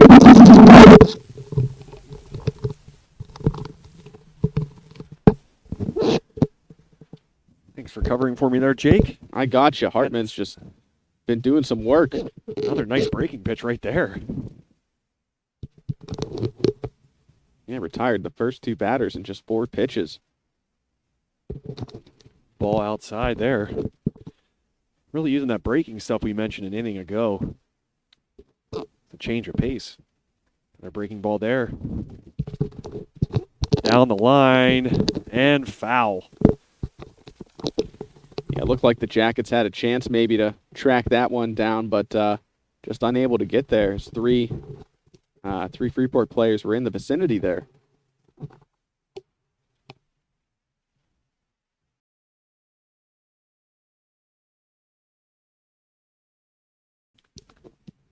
Breaking pitch there, called a ball. Very close to the zone, though. Count now 2-2 with 2 outs. Count now full 3-2. So I must have jinxed Hartman. You said just 4 pitches to retire the first 2 batters. I jumped back in and count now full. This one swung on towards short. Gathered in, throw to first in time for the out. So down 1-2-3 to start the 6th inning. Nice inning for Freeport. Hartman, as you mentioned there, another nice inning of work for the Yellowjackets. Yeah, and I mean, he's kept his pitch count low through those 2 innings that he's pitched, so I would be surprised if we don't see him back out again to try to close this one out, Joe. A little, not much time left for these Wildcats to try to get back into this one, trailing by 4 runs. There was 6 outs really left going into that inning, now down to their final 3. And they got to do a good job of keeping Freeport off the scoreboard here in the bottom half of the 6th inning, as a 4-run lead, already kind of a daunting deficit at this stage of the game. Yeah, and Freeport's bats have been active here over the past 3 innings as well. They've scored at least 1 run in the past 3 innings, scored 4 in that 3rd, 2 in the 4th, and then 1 in the 5th. So their bats are working. If you're East Allegheny, you got to limit them to no runs here in this half inning. And if you're on their side, just look at it. Hey, Freeport scored 4 runs in the bottom of the 3rd. There's no reason why we can't do the same. Like you said, 4 is a decent number, but nothing insurmountable by any means. And you make a good point there, Jake. All of Freeport's runs coming in the last 3 innings. You mentioned 4 there, of those coming in the start of this little offensive run of theirs, coming in the 3rd inning, scoring 2 more in the 4th and 2 more in the 5th, if I'm not mistaken, to account for all 7 of the so it was 4. Hang on, let's see here. 4-3. 4-2-1. There you go. 4 in the 3rd, 2 in the 4th, and 1 in the 5th. Make sure our math is correct. If you guys follow the network at all, not the biggest math guys, unless Doug Flanders is on, then he is professionally a math guy. He is a math teacher, so anytime we've been able to have him on our broadcast, our math is a little bit more sharp. And speaking of Doug Flanders, the head coach of the Armstrong girls softball team, came up with a big victory here today against Knock here on High Top Sports Network. They downed the Lady Knights 18-8. So a lot of offense out there. That Armstrong offense off to a great start this year. Sure, many teams would be happy with that many runs over the course of 4 or 5 games. So new pitcher in for the Wildcats will be number 10. Connins. Yep, jinxed no return. Give me a Coke.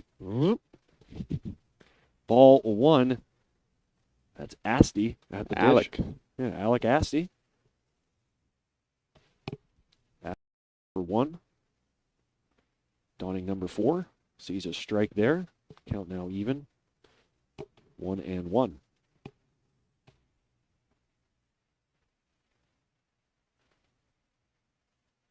Joe, favorite baseball song? Oh man, that's tough. I was say Put Me in Coach, maybe. Just a classic. Yeah. Throw on to first in time for out number 1. But yeah, I'd say, it's a different question if you said what's your favorite baseball movie, because that's such a hard one there. There's so many great baseball movies. That's the thing about baseball. You could make an argument that of sports movie genres, baseball are the best, whether it's Bull Durham, The Natural. The Natural's an underrated one too. Moneyball was a solid one. Not as old school as some of the others. Just a cornucopia of great baseball classics. The time of year you get to turn those back on. The Sandlot, can't forget about Sandlot. Oh, classic. It's one of my probably top 5 favorite movies of all time. There's a ball here with 1 out at the dish is Brady Stuyvesant. Yeah, he said, "Put me in, coach." Your song, you always struck me as a take me out to the ball game kind of guy, Joe. That's just kind of a generic song there. I'm not sure if it's like you can't get pumped up. There's no lyrics. I guess there are lyrics, but yeah, it's not like it's it's 1, not like 2, 3 strikes you're out at the old ball game. Strike classic. Strike called to Stuyvesant. I don't know. It's I really wouldn't put that in like typical song. Because really, what other songs are there? Put Me in, Coach. Take Me out to the ball game.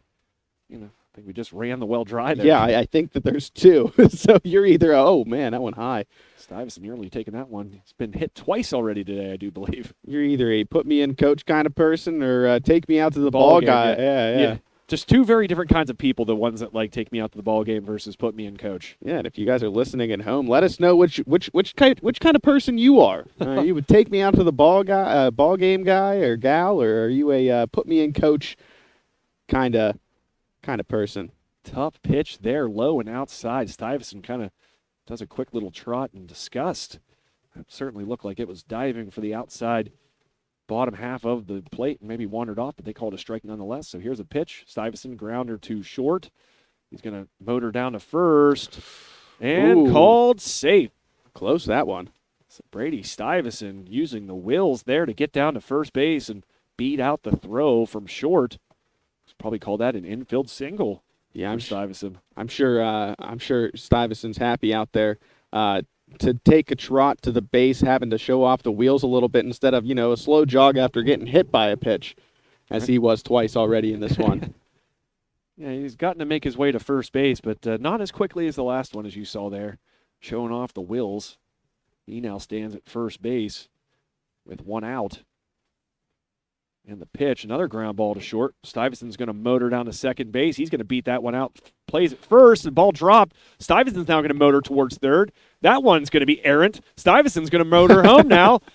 Rounding the bases is Brady Stuyvesant there for another Freeport run. And again, the errors and miscues really just torching the Wildcats right now as another run crosses the plate, and Freeport now leads 8-3. Yeah, Stuyvesant's showing off the wheels, also showing off how fast he can slide and get back up there on that last play.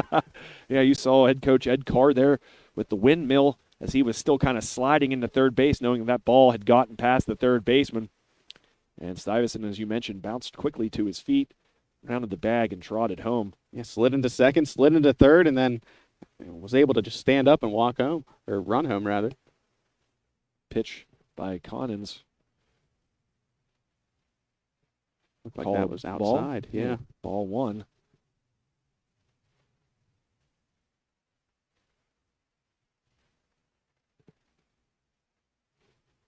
Pitch from Connins called a strike.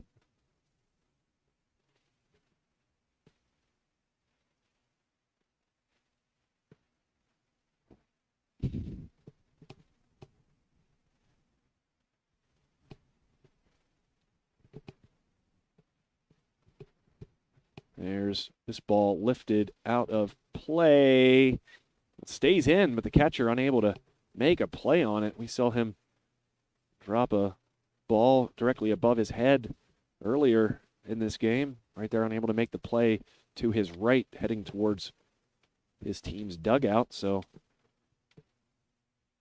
should mention that's Zygo standing at second. He's one that made contact that allowed Stuyvesant to slide into second, eventually slide into third, and then trot home all in the same sequence. And a pitch from Connins outside for a ball. Count even, 2-2. 8-3, Freeport. Got another run in this inning. Yeah, the fourth consecutive inning that the Freeport Yellowjackets have been able to find a way to cross the plate. There's a ball outside. Abbott, the batter for Freeport.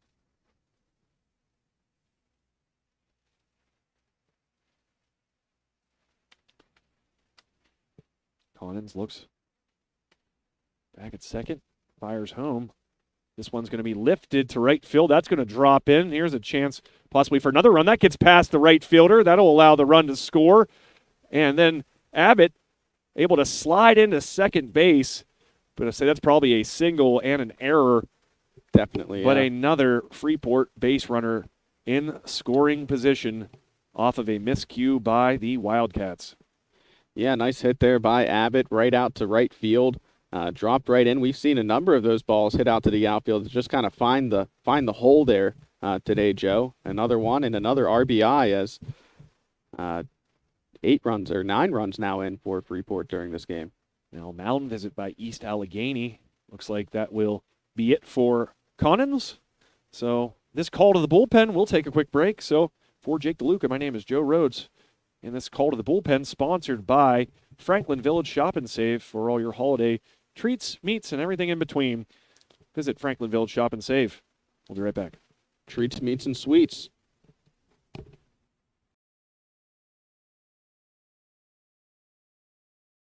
Tired of waiting around for your insurance company to get back to you after a claim? Avoid the trouble and place a face to the name of all your insurance needs. Shellhammer Atwood & Associates, a member of TGIF Solutions, provides a wide range of services and can promptly provide the service you expect when you need it most. The team at Shellhammer Atwood & Associates has expertise in all lines, including home, auto, life, business, and farm insurance. Stop in at Shellhammer Atwood & Associates, located at 331 Arthur Street in West Katanning, for a quote today.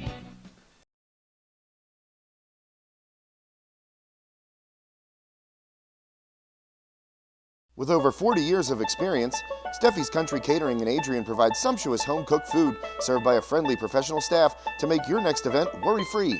Ask about their grazing tables and 3-tier cheeseball cakes.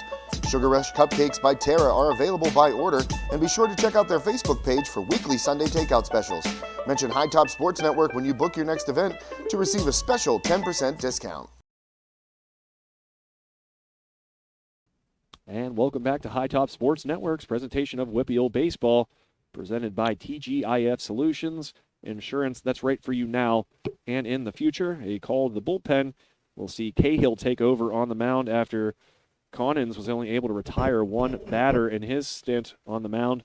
Freeport, of course, scoring another run, but really can't fault Connins. A couple errors really led to his departure in this one.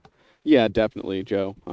You hit the nail right on the head there. The errors in that inning got a couple of runs scored against them. First pitch outside, righty thrower facing the lefty batter. That's Smedik. He's 1 for 3 in this contest. Wearing number 12. This pitch outside gets past the backstop, and that will allow Abbott to make his way to third base, and again, still just one out. And the Yellowjackets threatening once again here in the bottom of the 6th inning. Yeah, and Freeport's done a great job on the bags today. A lot of steals for them, and not only just stealing second, which is the one you commonly see, but able to steal third as well. And I mean, part of that's been on the East Allegheny pitching staff, but just great awareness by this Freeport team and the base coaches out there. Yeah, when you see that attempt or that chance, you gotta act. You can't hesitate when it comes to a ball like that skirting away from the catcher. And as you mentioned, Freeport doing a good job of that today. There's a swing and a miss. Yeah, Smedik really loaded up on that one. Wanted all of that ball. He did. Trying to find my car's windshield or hood right now here in left center field. There's a couple of cars he could find out here. Cahill with the high fastball, swing and a miss by Smedik. Cahill's slinging it here. 4th pitcher of the day for East Allegheny.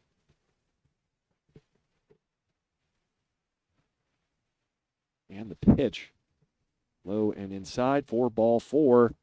So runners on the corners for the Yellowjackets with just one down in the bottom of the 6th.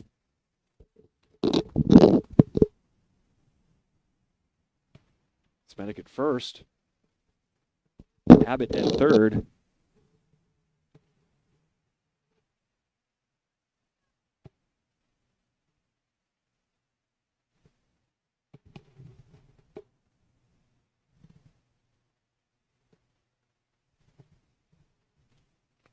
First pitch of the at-bat on its way.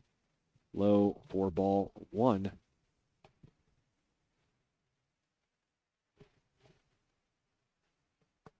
Abbott at third, Smedik at first, one down, and Cahill on the mound for East Allegheny.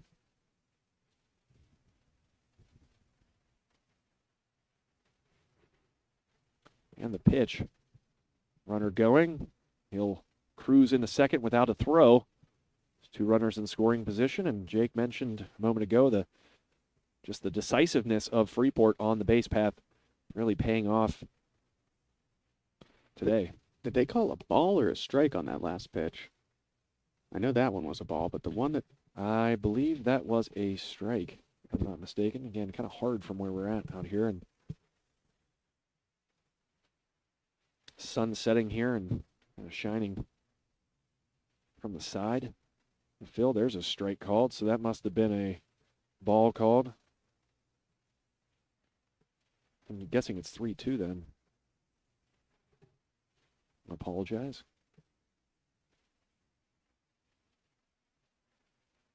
Potentially the payoff pitch. That's going to find a hole. Another run will score. And standing at third will be Smedic. And Abbott, the runner to cross the plate and make this a 10-3 Freeport lead in the bottom of the sixth, and still just one out. Yeah, their third run scored in this inning alone. Their offense, I mean, we said it already, but since that bottom of the third, this offense just clicking for Freeport.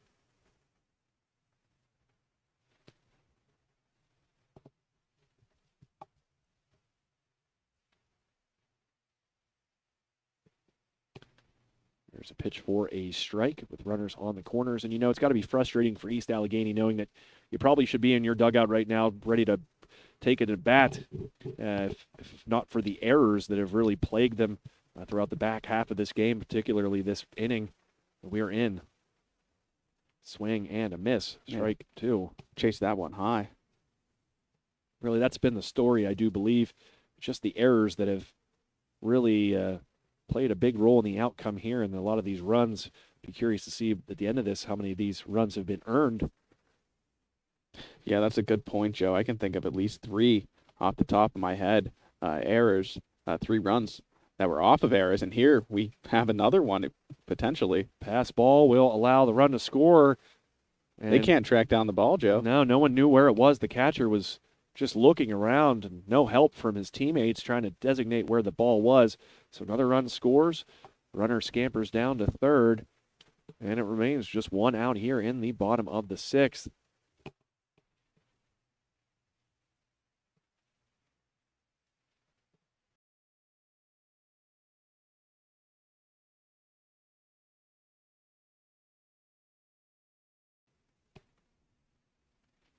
And the pitch swung on, grounded to short.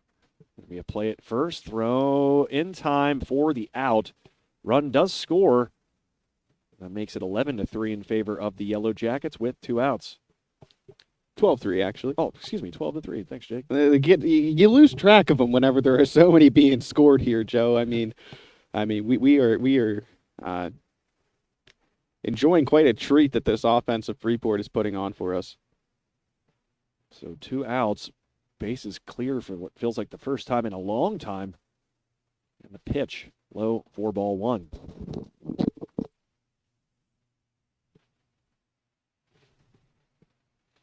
As Jake mentioned, looks like Game Changer is just, it's done. Kaput. Poof, like Pierre's mustache. Speaking of mustaches. Not unlike mine. Yeah, Jake showed up today with a mustache. Looking very Tom Selleck-y. Didn't commit fully to just the mustache though. Got the sideburn there. Got the stuff on the side and the goatee. Yeah, a little stubble here or there. The wife not a big fan of the mustache. I'm sure she's not. But I love it. You know, it looks great. It'll probably get shaved off here tonight. Strike called there. If I ever hope to kiss my wife again.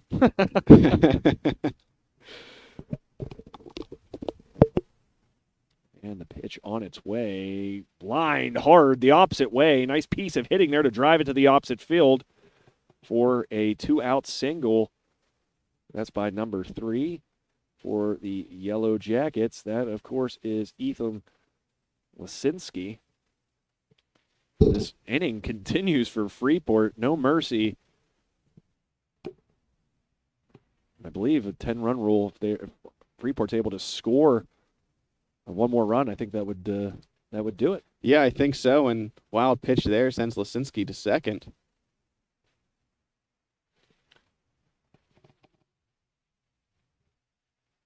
And I mean, there hasn't been very many answers for North Allegheny on the mound out here. East Allegheny. East Allegheny. There's too many Alleghenies. There are West, several. North. Is there a South Allegheny too?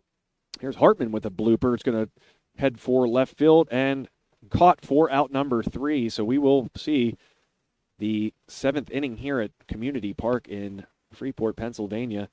The score, Freeport 12, East Allegheny 3. For Jake DeLuca, myself, Joe Rhodes.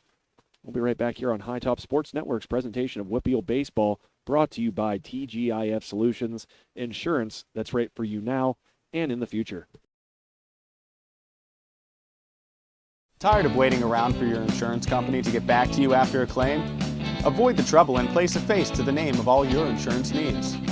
Shellhammer Atwood & Associates, a member of TGIF Solutions, provides a wide range of services and can promptly provide the service you expect when you need it most. The team at Shellhammer Atwood & Associates has expertise in all lines, including home, auto, life, business, and farm insurance. Stop in at Shellhammer Atwood & Associates, located at 331 Arthur Street in West Katanning, for a quote today.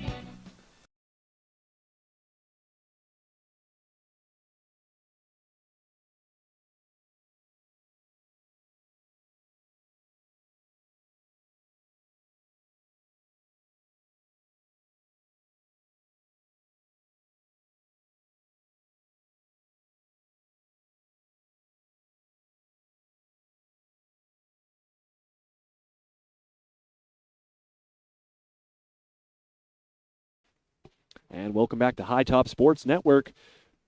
Presentation of WPIAL Baseball. The Freeport Yellowjackets leading this one 12-3 over the visiting East Allegheny Wildcats. On the mound now to close out things for Freeport will be Brady Stuyvesant after, as you mentioned during the break, Jake, a great little performance there in relief by Hartman. The breaking stuff playing quite well today. And now it'll be up to Stuyvesant to close things out here and secure the victory for Freeport. Yeah, and it's kind of crazy. The only pitcher that we've seen before this game was Hartman. The other 3 pitchers that are throwing in this game for Freeport, this is their first appearance of the season. So first time any team's really getting to look at Stuyvesant here from the mound.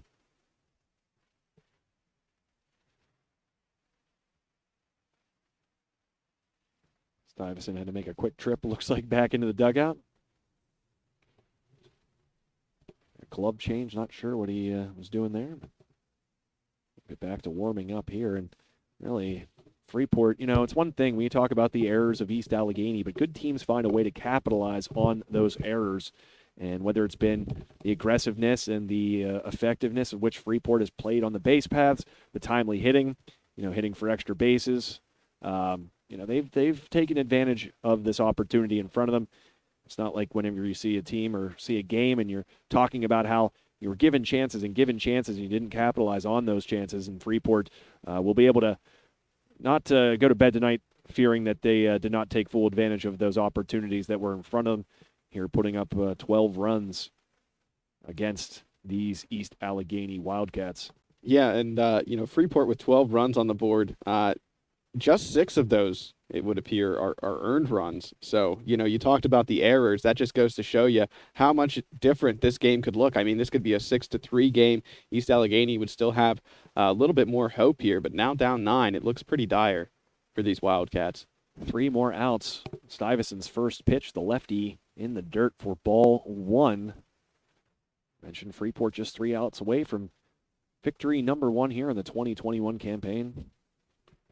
Move to 1-1 overall. Swing and a miss by number 1.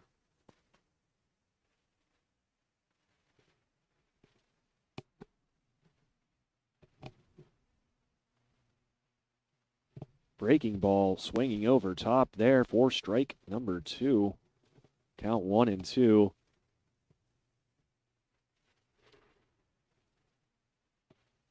Pitch low. Tracking that one in, but a ball runs the count even, 2-2.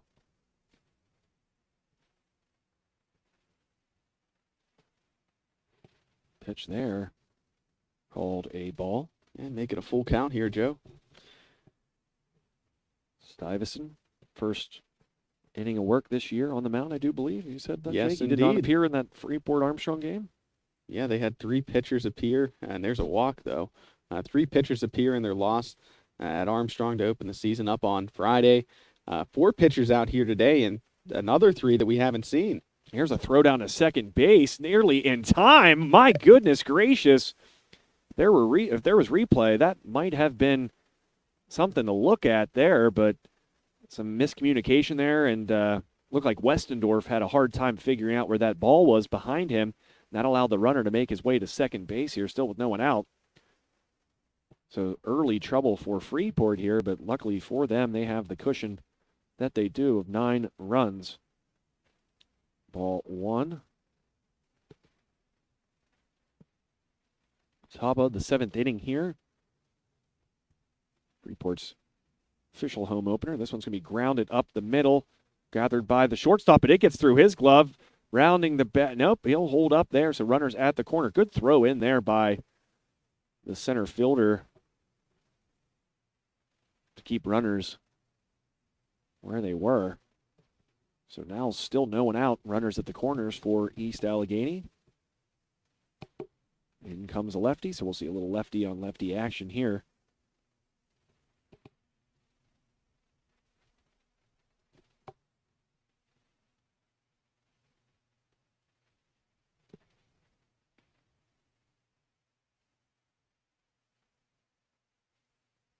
The pitch called strike.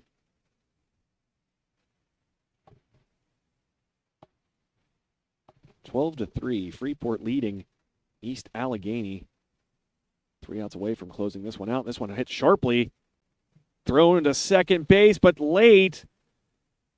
I think he did tag the bag, if I'm not mistaken. So for 1 out, but that'll allow a run to score.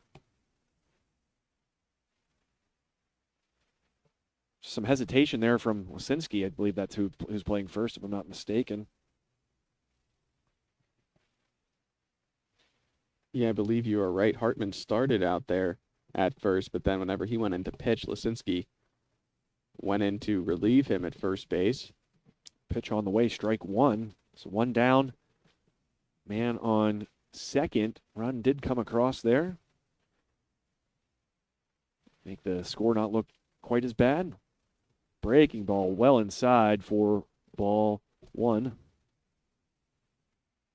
If you're East Allegheny, you want to make the most of this last inning at the dish. Maybe something to just kind of get you a little more warmed up for the rest of the season, kick off some of this early season rust in preparation for what will be an exciting few months of baseball here throughout western Pennsylvania. Yeah, a lot of games on the docket here on HTSN as well. Swing and a miss. Have to clean up things, throw it down to first, and that will record the out. Good job by Westendorf to gather that one and fire down to first for the out. So 2 down now, runner at third, and the Wildcats down to their final out.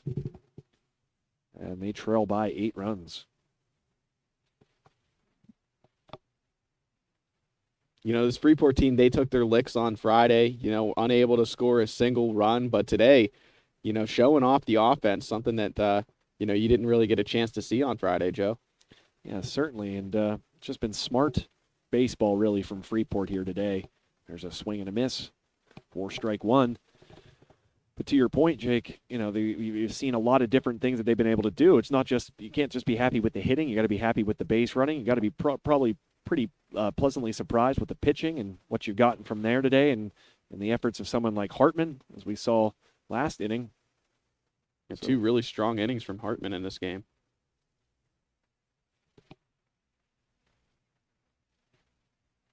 Pitch low for a ball.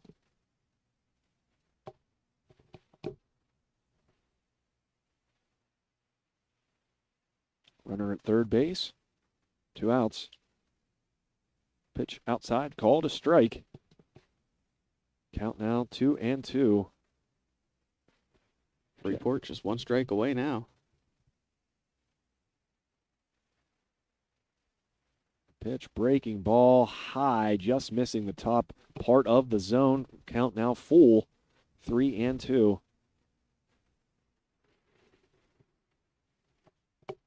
Pitch from Stuyvesant low, 4-4, so another walk and another situation for East Allegheny with runners on the corners. Every base runner so valuable at this stage of the game. East Allegheny will take them however they can get them.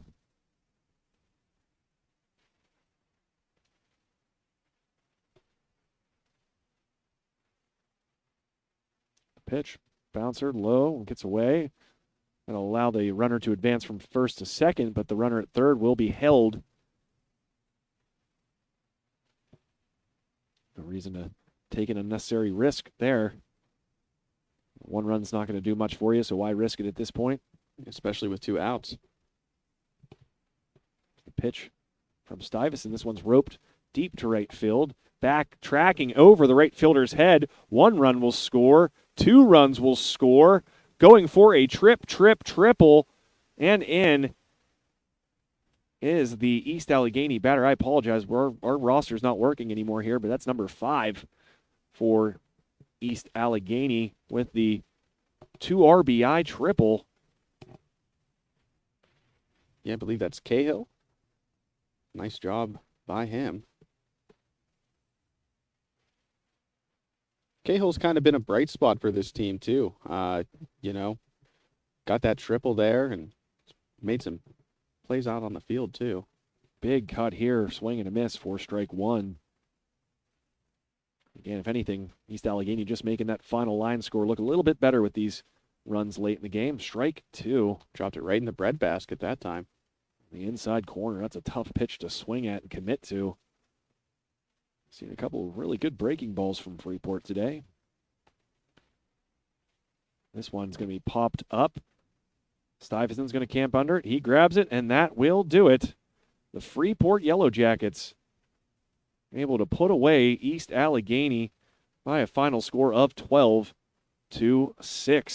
Freeport moves to 1-1 on the season with the victory.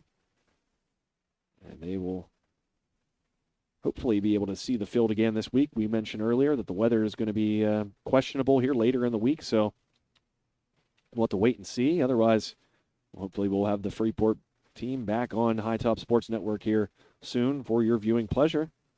Jake, any parting words? Yeah, I mean, just a great game all around by Freeport here. They were, of course, assisted by a number of errors. And, I mean, if you look at the errors, we talked about it before, only 6 earned runs. So that means 6 of the other runs Freeport scored were off of errors. And, I mean, you look at the work that East Allegheny did in the top of the 7th there. If it weren't for all those errors, I mean, we could be talking about a completely different ballgame here. Yeah, and it's funny you mentioned that, especially with how the last inning just kind of played out for East Allegheny. You know, they got to be kicking themselves for some of those miscues and errors, as you mentioned, as they could have really resulted in a much different outcome if they didn't occur in the frequency of which they did. So something for East Allegheny certainly to work on here, and you got to give them, kind of cut them some slack as well. It's early in the season, and so much rust to probably kick off. You got to realize these guys have not played in a competitive interscholastic baseball game exactly in 2 years. So everybody's going to get a little bit of the benefit of the doubt with me here in the early part of the season. But really credit to Freeport. As we mentioned, you know, you're going to be given opportunities in a game. It's just a matter of capitalizing on them. And sometimes teams will get those opportunities and they won't do that. But the Yellowjackets certainly advantageous today when given some breaks by the Wildcats. So I think that about wraps it up, Jake. Yeah, I think so, Joe. Well, thank you for joining me as always here, Jake, and always love doing a game with you. And luckily, we got to do it in a car. Yeah, away from the elements. Yep. You know, the sun came out to play a little bit, but I think it's still like 46, 47 degrees outside. And whenever that wind comes, it cuts right through you. So very thankful that we have the capability to do this inside of some sealed doors here. Yeah, and it helps the folks out there listening because you sure as heck don't want to listen to us getting muffled by the wind the entire time. So not only does it keep us warm, but it also keeps the breeze away from our mics and makes the viewing experience that much better for you out there. So we certainly appreciate you tuning in today here on High Top Sports Network. Make sure you log on to hightopsportsnetwork.com to see a full list of games upcoming and past for your viewing pleasure and some other things as well. So for Jake DeLuca, my name is Joe Rhodes.